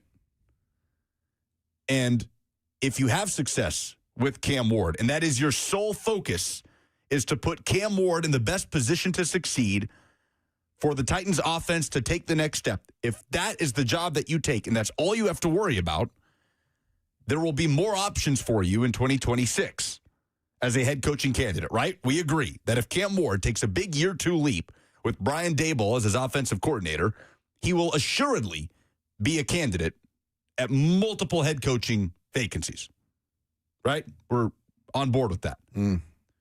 Or if you're offered the Raiders head coaching job, you can go ahead and take the head coaching job that's there right now with all of the risk that comes with that, an unstable organization. Yes, the number 1 overall pick, but have to fill out a staff after the majority of organizations have already started to do the same. Got to go get yourself a defensive coordinator and find a way to stay afloat in Vegas without getting fired too early. And if you do get fired early in that tenure, that's it. You're done. Brian Daboll's not going to be the head coach of a third NFL team if he chooses to take that gamble in Vegas and loses. So 1 or 2 marshmallows. What does Brian Daboll strike you as? Well, pre-Ozempic. He's looking pretty slim. He is looking slim. So he strikes me as a 1 marshmallow guy. He also strikes me as a guy that isn't going to immediately reach his grubby little fingers for the 1 marshmallow. Those fingers aren't grubby anymore. They're dainty and skinny. No, I think he's built like a fire hydrant. All right, there's nothing dainty or skinny about Brian Daboll. I'm looking up his hands right now. What, a hand size? They have to look like sausages, like meat hooks.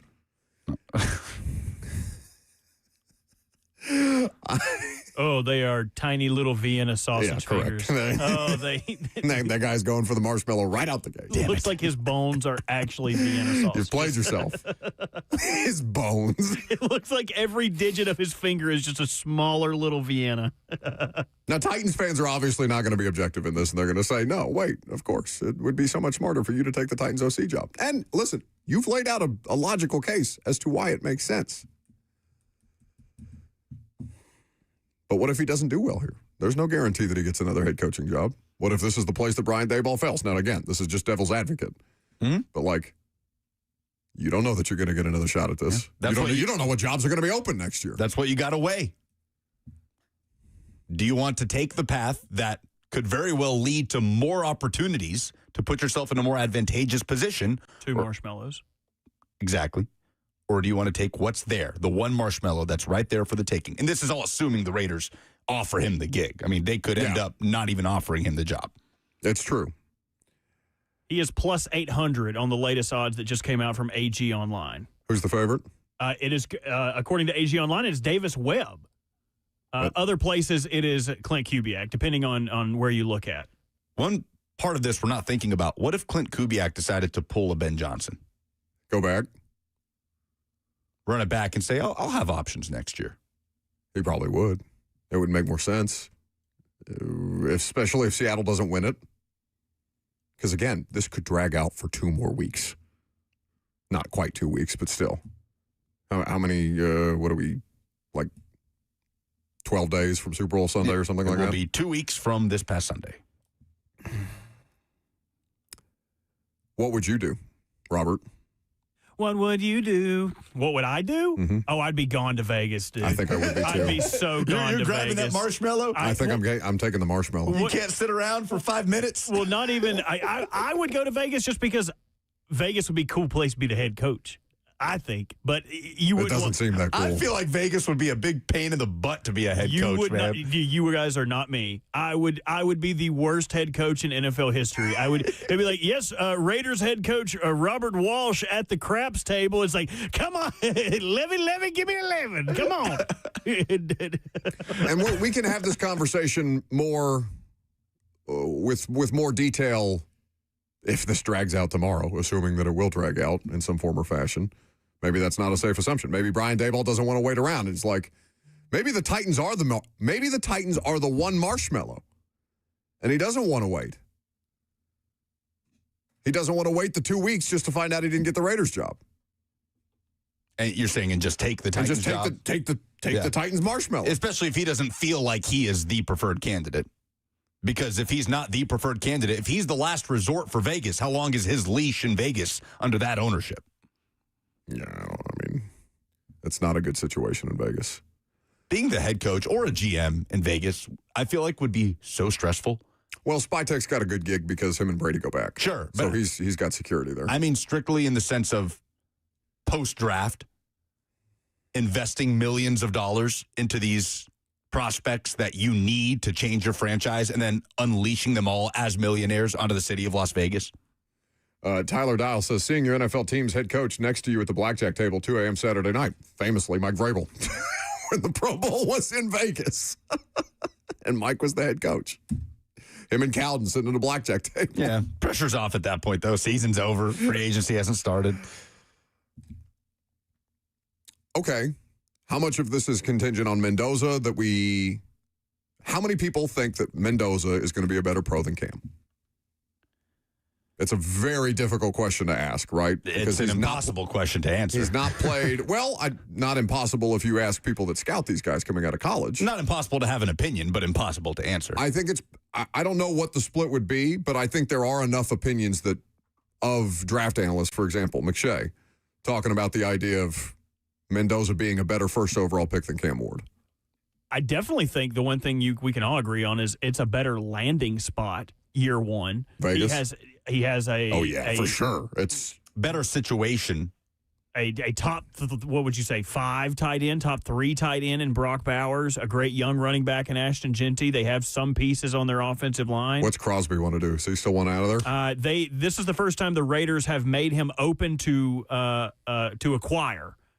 Before they had said, no, we're not going to trade Max Crosby. Now they are saying they are open to offers. Raiders roster is better. Raiders ownership is not. Raiders football advisory personnel. Spytech is viewed favorably. I don't know how many people think Borgonzi's better or Spytech's better, whatever the case may be. You have a lot less work to do in Vegas, and you have the quarterback that you think will make it a little more turnkey.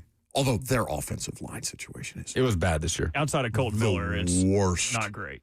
So bad. And some questionable decisions from Chip Kelly on why they moved guys, moving Jackson Powers Johnson away from center, moving Jordan Meredith in. Where would you say it would be easier to win now? Ooh. It's hard not knowing what the draft and free agency would look like. But let's just talk division. Yeah. He's just talking division. AFC West, Chiefs down bad, but you can't discount them. Not bad enough. Yeah, right. Like they still got Mahomes. Chargers, regular season juggernauts, but don't do anything in the playoffs. But it matters. You do have to play them twice in the regular season. Broncos with Bo Nix coming off a fractured ankle, TBD. I think it's... Every team in your division has a very competent, experienced head coach. Yeah. I think the AFC West is a taller task than the AFC South. The AFC South feels more volatile, right? I don't know what's going to happen with C.J. Stroud. Can the Jags sustain? They got to the playoffs with him not being good anyway. AFC West is a better division. If the Colts ever figure out their damn quarterback situation, I think the Colts may be the best roster in the division. We have no idea. I know. There's no way to talk about who their starting quarterback's going to be. AFC West is a better division. I don't even think it's much of a conversation. And the Colts don't have a chance to acquire one in the draft because they gave 2 first-round picks up for Sauce Gardner. Mess. A lot of moving parts here. Jason Fitz next.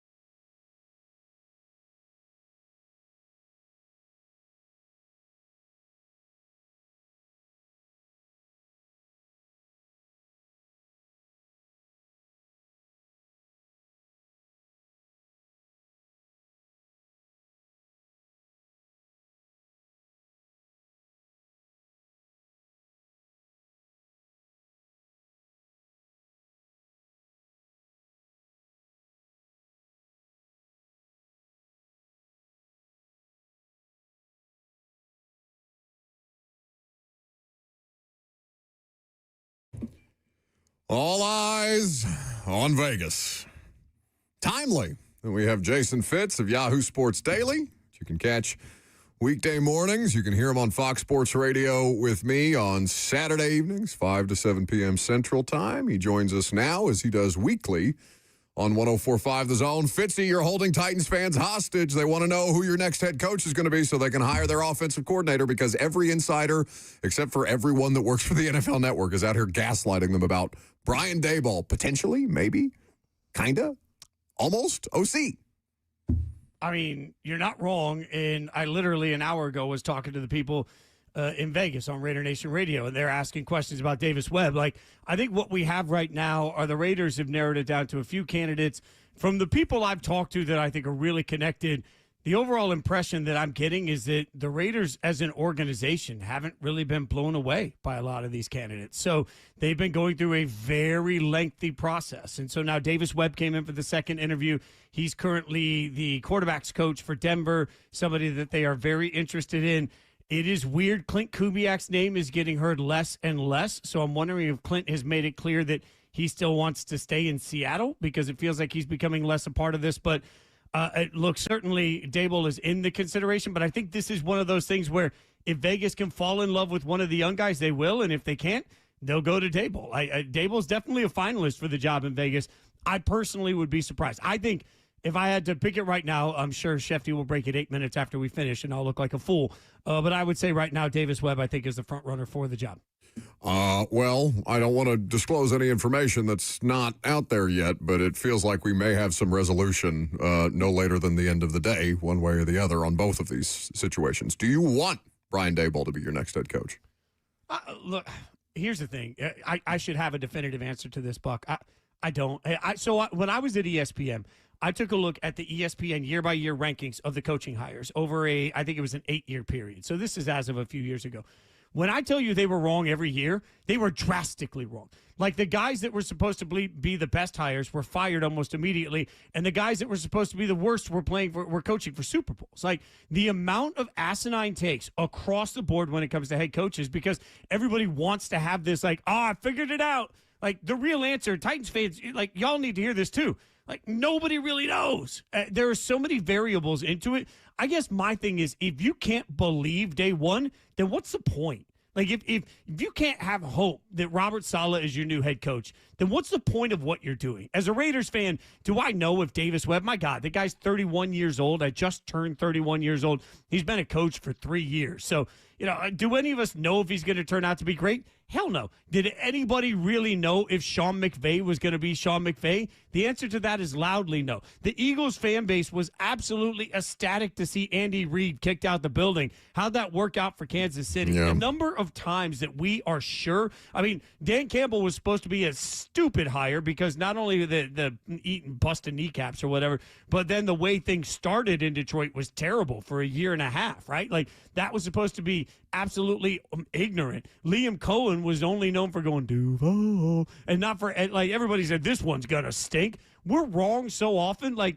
I guess my thing is, why does anybody care? If you're a Titans fan and people tell you Saleh's a bad hire, who cares? Realistically, in 6 months, in a year, in 2 years, if they're right, you're not going to want to be in their Menchies. And if they're wrong, then you were proven right with time. Like, just sit down, shut up, color in your books, and wait till this whole thing plays out. Yeah, I can't do that for 3 hours on radio. Oh, that's fair. No, I mean, then again, we love content. It's great logic and very nuanced and quite reasonable, but that's not. You know I can't do that. Right. No, that's fair. We eat. You and I get to pay our bills, and lucky enough, we get to do this for a living, because nobody takes the logic I just. So erase everything from your memory that I just said. Yes, Jason Fitz at Jason Fitz is where you follow him. Yahoo Sports Daily is where you can watch him and Caroline Fenton on a daily basis. So, what idea do you sort of have, or what do you get? What sort of feel do you get, Fitz, on Tom Brady's involvement in all of this? And if it is significant, which I kind of would expect it to be, how much stock do you put into Brian Daboll having overlapped with Brady in New England? The significant isn't even a big enough word. Every single person I have talked to has said that Tom Brady is essentially he has been gifted the, what do you think, Tom, on all of this? Like, this is the first year under Tom Brady was very much, no, Tom's being a broadcaster, no big deal. He's going to be somebody we lean on, but we're not sure how much. If you look back at the statement when Pete Carroll was fired, Mark Davis and the ownership group of the Raiders made it clear that Tom Brady was going to be a part of this. And from the people I know that are plugged in, that actually talk to Tom, he's in every single second of this. So part of the reason that I believe, I'm not reporting this, I've been told this is just me putting my bricks together from the people I've talked to. Brian Daboll was not an early candidate for the Raiders. They went through their whole first round. They were on second interviews with candidates, and they brought Daboll in. What that said to me is that Brady looked at the whole first round group and said, not all that impressive. I am not in love with anything. Let's just talk to Brian in case we don't have what we really need out here. And then they quickly did 2 interviews with Daboll. So I think the fact that Daboll is still in consideration is really a statement about the fact that Brady particularly has been talking. I was told flat out that Brady talked to one of the most prominent names out there in this search and just flat out told everybody that man cannot control a locker room. He does not have the presence. So Brady is wildly involved in this process. If Daboll gets the job, it'll be because Tom said so. If Daboll doesn't get the job, it'll be because I think Tom believes in ultimately, I genuinely, guys, I think this is between Daboll and Davis Webb coming down to the wire. So you'd be pretty surprised if this dragged out past the Super Bowl and this waiting game is played with Clint Kubiak, the Seahawks OC. I'll be stunned if we don't know by tomorrow. And even without what Buck said, here's the thing. We could say whatever we want about Shefty. Shefty is a friend, so I want to be clear about that. Adam Schefter rarely says definitive things on air without reason. So he'll waffle. He'll give you it could be, might be. He'll do that. But when he comes out and says, I think this, there's always a reason. Yesterday on Get Up, I heard Adam Schefter say, I think all of the jobs will be filled by Wednesday. That's not an accident. He had to know sort of the timing and where. So I even before talking to Buck here, I genuinely thought, other than the one name I think that could linger on a little bit is maybe the Cardinals, because the Cardinals are the true example of, well, there's only 32 of them. So how they end up, I keep hearing it's going to end up being Clay Kubiak in Arizona. So keep an eye on that. But, yeah, I think the Cardinals are the last to fill, but I'd be stunned if by this time tomorrow we don't know the Raiders and the Browns head coach. Jason Fitz, at Jason Fitz on Twitter. Of the jobs that are, well, let me ask you about the Joe Brady thing, because that happened, it feels like a million years ago, except it happened 2 hours ago. What the hell are the Bills doing? I honestly don't know. Have you ever seen a coach more propped up from one great year in college? No. Like 2019 LSU, again, he was not the offensive coordinator. He was the passing game coordinator. And y'all, I felt for it too. Like, I'm going to be fully honest with everybody. I fell for it. I stood on the sidelines. I watched that passing game with Joe Burrow and Jamar Chase. Amazing at college level how easy it is to win. Clyde Edwards-Helaire also was like they had an electric roster full of speed demons everywhere. I watched that, and then when he got hired as the offensive coordinator in Carolina, I swaggy walked through the halls. I was like, oh, man, you look out. Carolina's got something there. I've seen that offense at LSU. God, I look like an idiot now, and I'll be the first to admit that. Joe Brady then goes to Buffalo, where he has some success. Oh, that's alarming. Who knew you could have success when you have Josh Allen as your quarterback? Like, I just think everything we've seen from Joe Brady, we have to look through the lens of who was your quarterback. When a coach goes out and wins, the way that, frankly, KOC won in Minnesota when he had a revolving door, now all of a sudden, Kyle Shanahan, the number of different quarterbacks, yes, I am buying in on that. If your answer is, well, I'm a quarterback whisperer because look at what I did with, I don't know, Joe Burrow. I don't mean to trigger Titans fans here, but you've seen that, right? So we've all seen what happens when you were an offensive coordinator for a really good quarterback and then you become a head coach.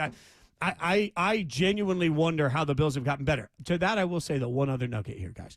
One of my producers at Yahoo Sports Daily, lifelong Bills fan, he said something live in my ear as that hire happened that I can't say on air, right? Steelers fans hate McCarthy being the hire. Browns fans hate where they are with this hire. The Ravens fan base didn't really love where they went with Jesse Minter. It's okay, but, like, they aren't – like, if we look across the board, almost everybody is sitting here saying, oh, what a bomb. How'd we get a bomb? Like, again, I don't know what's going to make everybody find joy, but my God, everybody seems to hate their hires in this cycle. That being said, if I were ranking them, Joe Brady to the Bills right now would actually be the bottom for me.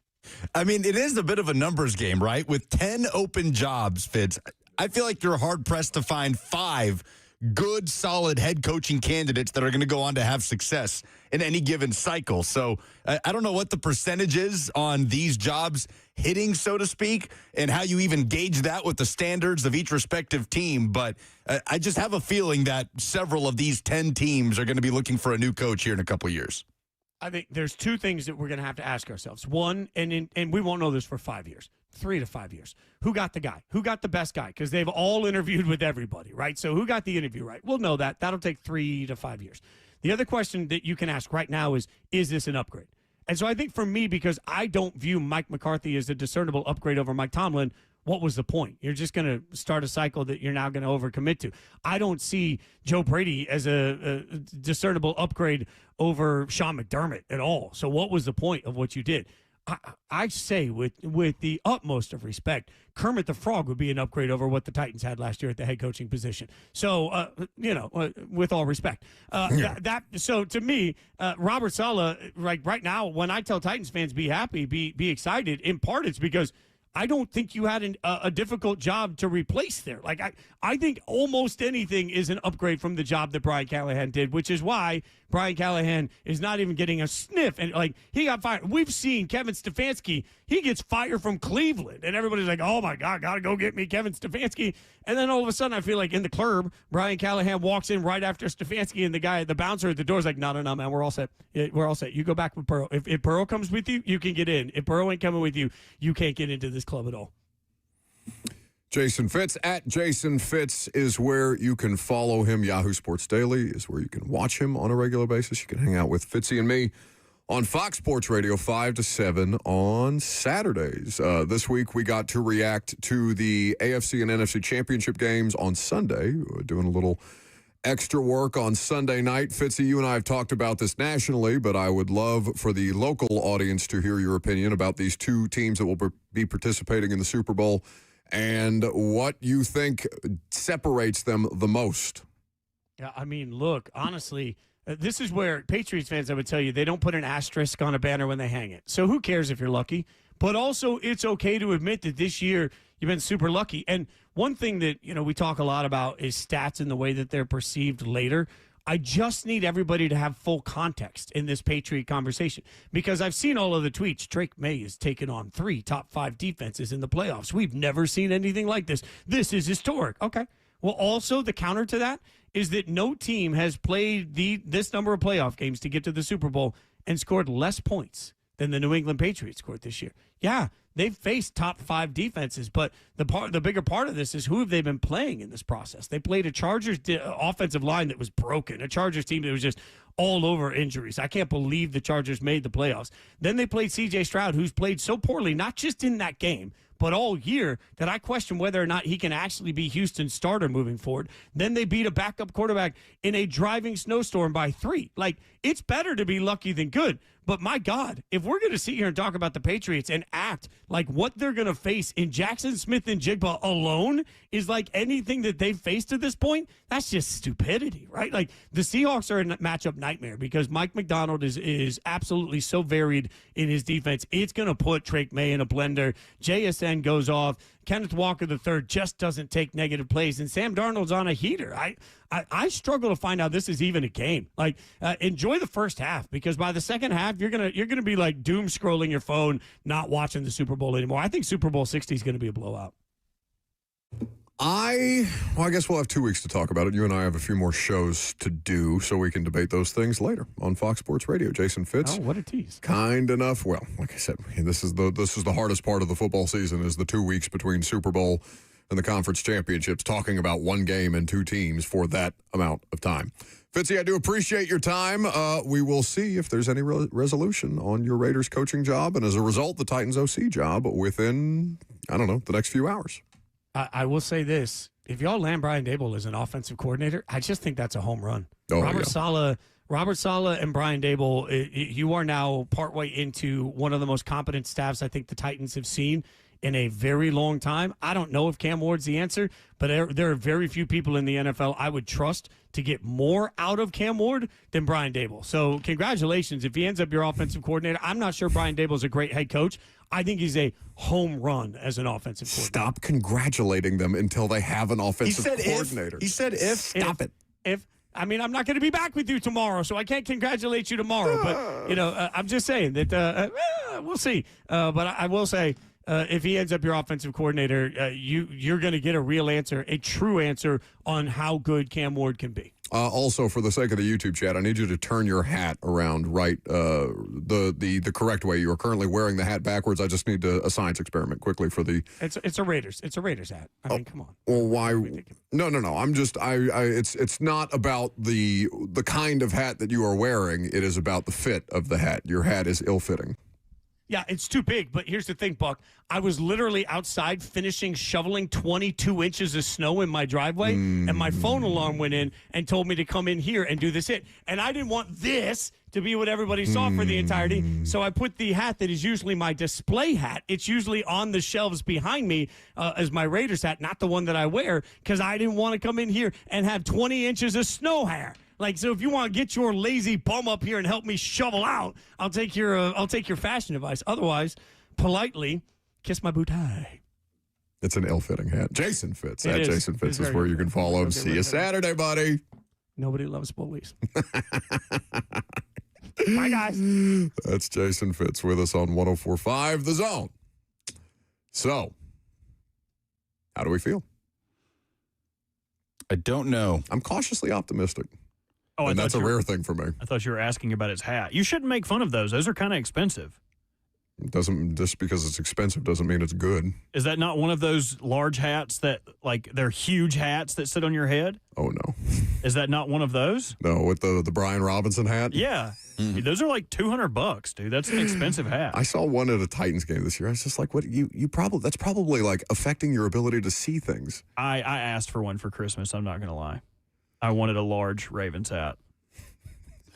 People are alleging that the hat got bigger after he turned it around. For every like this stream gets, I will make his hat one size taller. Oh, my goodness.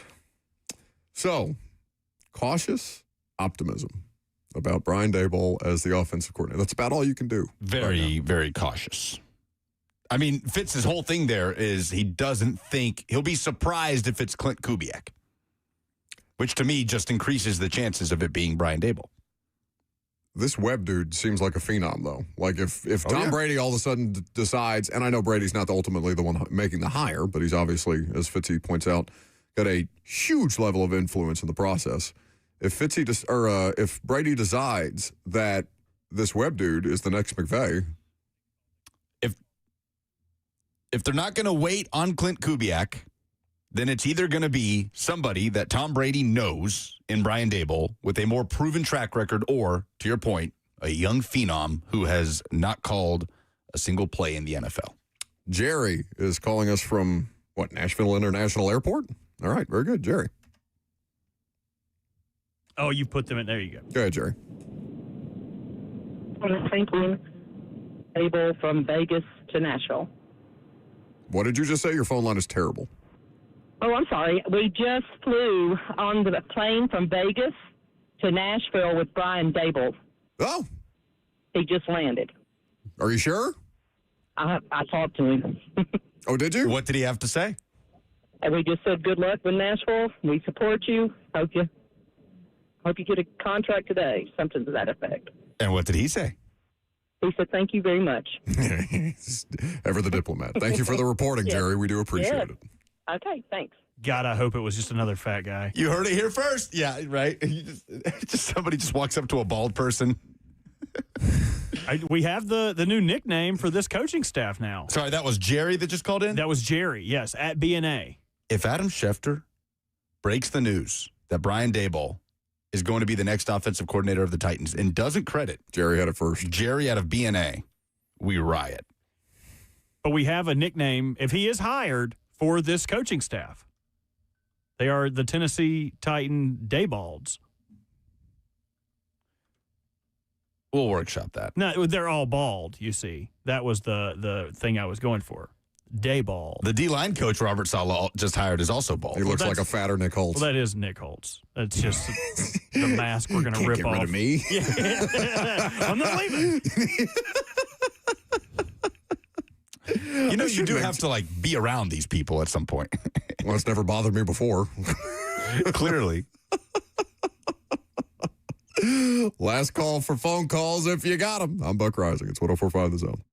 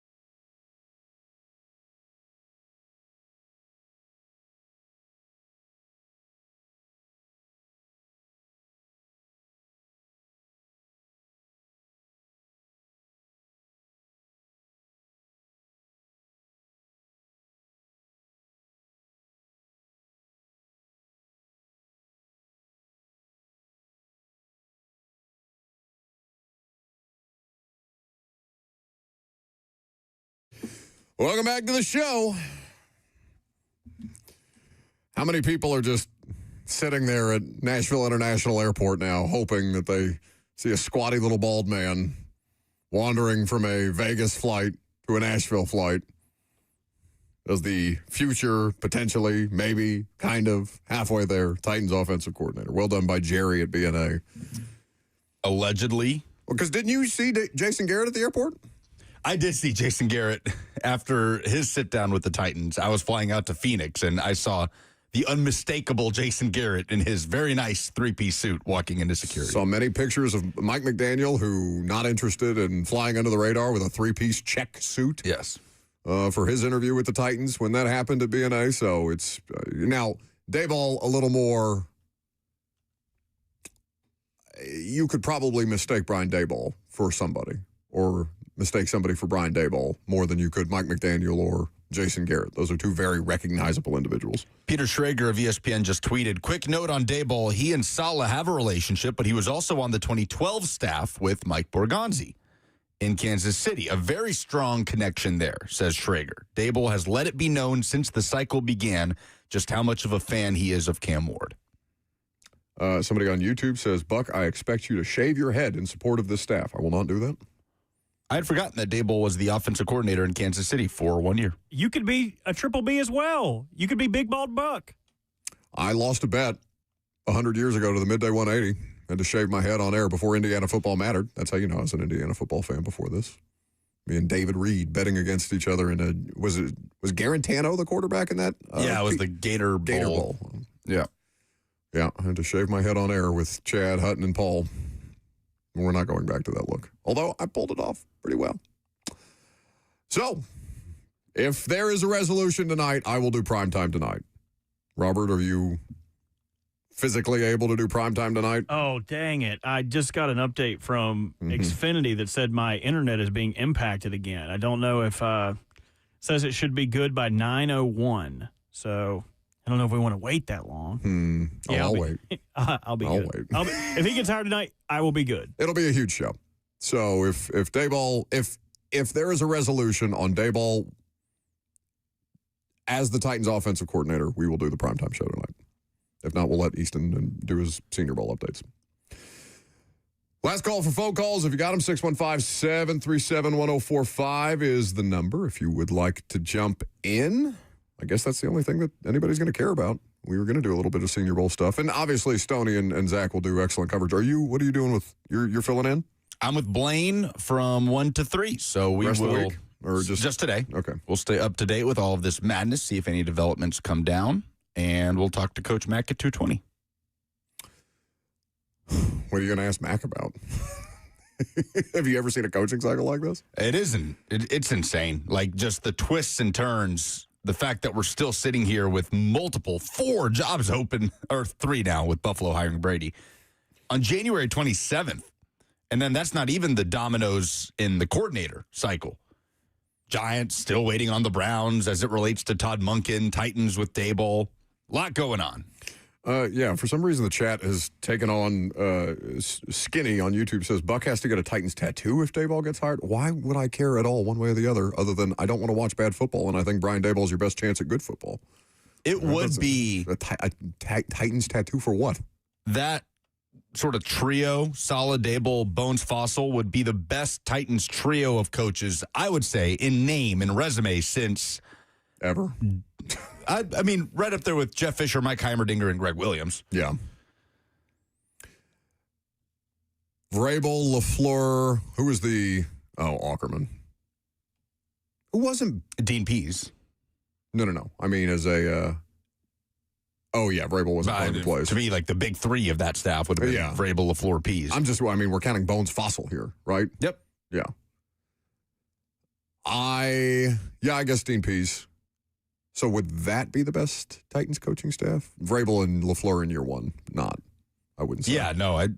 The best Titans coaching staff is the one that, had the sustained success they had in the late 90s, early 2000s. Heimerdinger was not the offensive coordinator of the Super Bowl, right? If I'm not mistaken. The man who kind of holds the Titans' offensive future in their hands, Davis Webb. is currently the passing game and quarterback coach for the Denver Broncos. Sean Payton was asked today if Davis Webb was to get the Raiders job in the AFC West, how would you envision that going for him? Sean Payton. Well, it'd be a pain in the ass for him. Thanks. Sean, clearly not high on the Raiders job, huh? It would be a pain in the ass. It is such an uphill battle. Like, that division is probably the most thing akin to the NFC West that there is in the NFL. What a jump that would be from QB coach to head coach. Yeah, At 30 years old. Let me pull that guy's actual he just resume. retired. Wasn't he just playing? He played for Cliff Kingsbury in college. He started coaching in 2023. He was just the quarterback's coach for the Denver Broncos for the 23 and 24 seasons.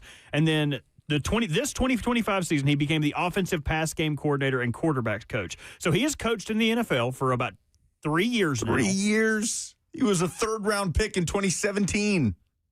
He most recently played for the Giants in 2022, as you noted. So you need Brady to think that this man is the next Sean McVay. Yes. Or wait on Clint Kubiak. I don't want to play the waiting game. It's a long wait. That's 2 weeks right now with this, especially with the way that it's been dangled out there in front of them as a fan base. Man, what must it be like? When have you ever seen, by the way, coaches accept jobs with contingencies like this year? 2 of them now. Yeah. So-and-so is going here if this happens. Yeah, since when? I doubt it's that unique. I mean, we're talking about coordinator jobs, right? Like, I think there's an understanding that if you get a head coaching opportunity, that will almost always take precedent. But how does Clint Kubiak feel if he really wants the Raiders job? What an interesting place that must be. I have no idea if he does. None of us know his thinking on this. But what if Clint Kubiak really wants to be the coach of the Raiders, but they're just not willing to wait on him, and he's a victim of his own success in Seattle? Well, based on what Fitzy said about coordinators or interviewees that did not impress, maybe that was Kubiak, right? We don't know. Maybe he's not interviewing well. They talked to him virtually.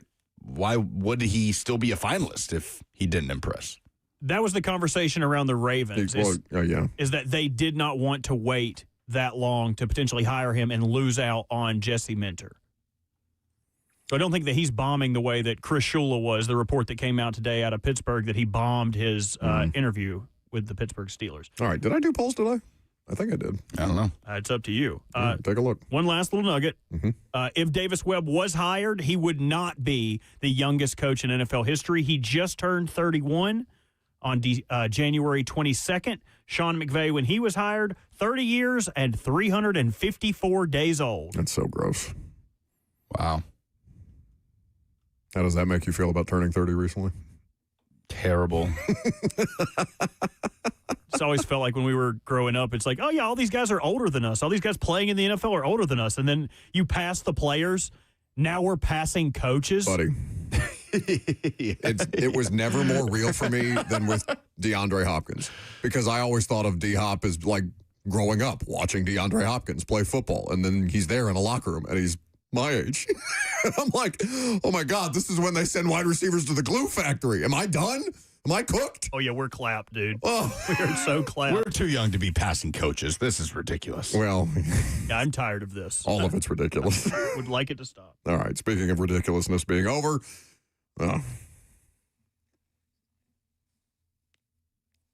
We need Liam Neeson to get Brian Daboll here.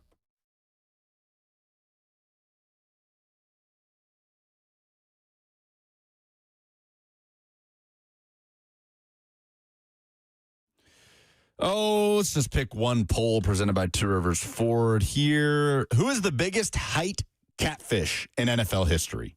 Diego Pavia, Kyler Murray, or Bryce Young? 45% say Pavia. Is that the only one I did? No, you did multiple. We have no time. All right, very good. See you later, I guess.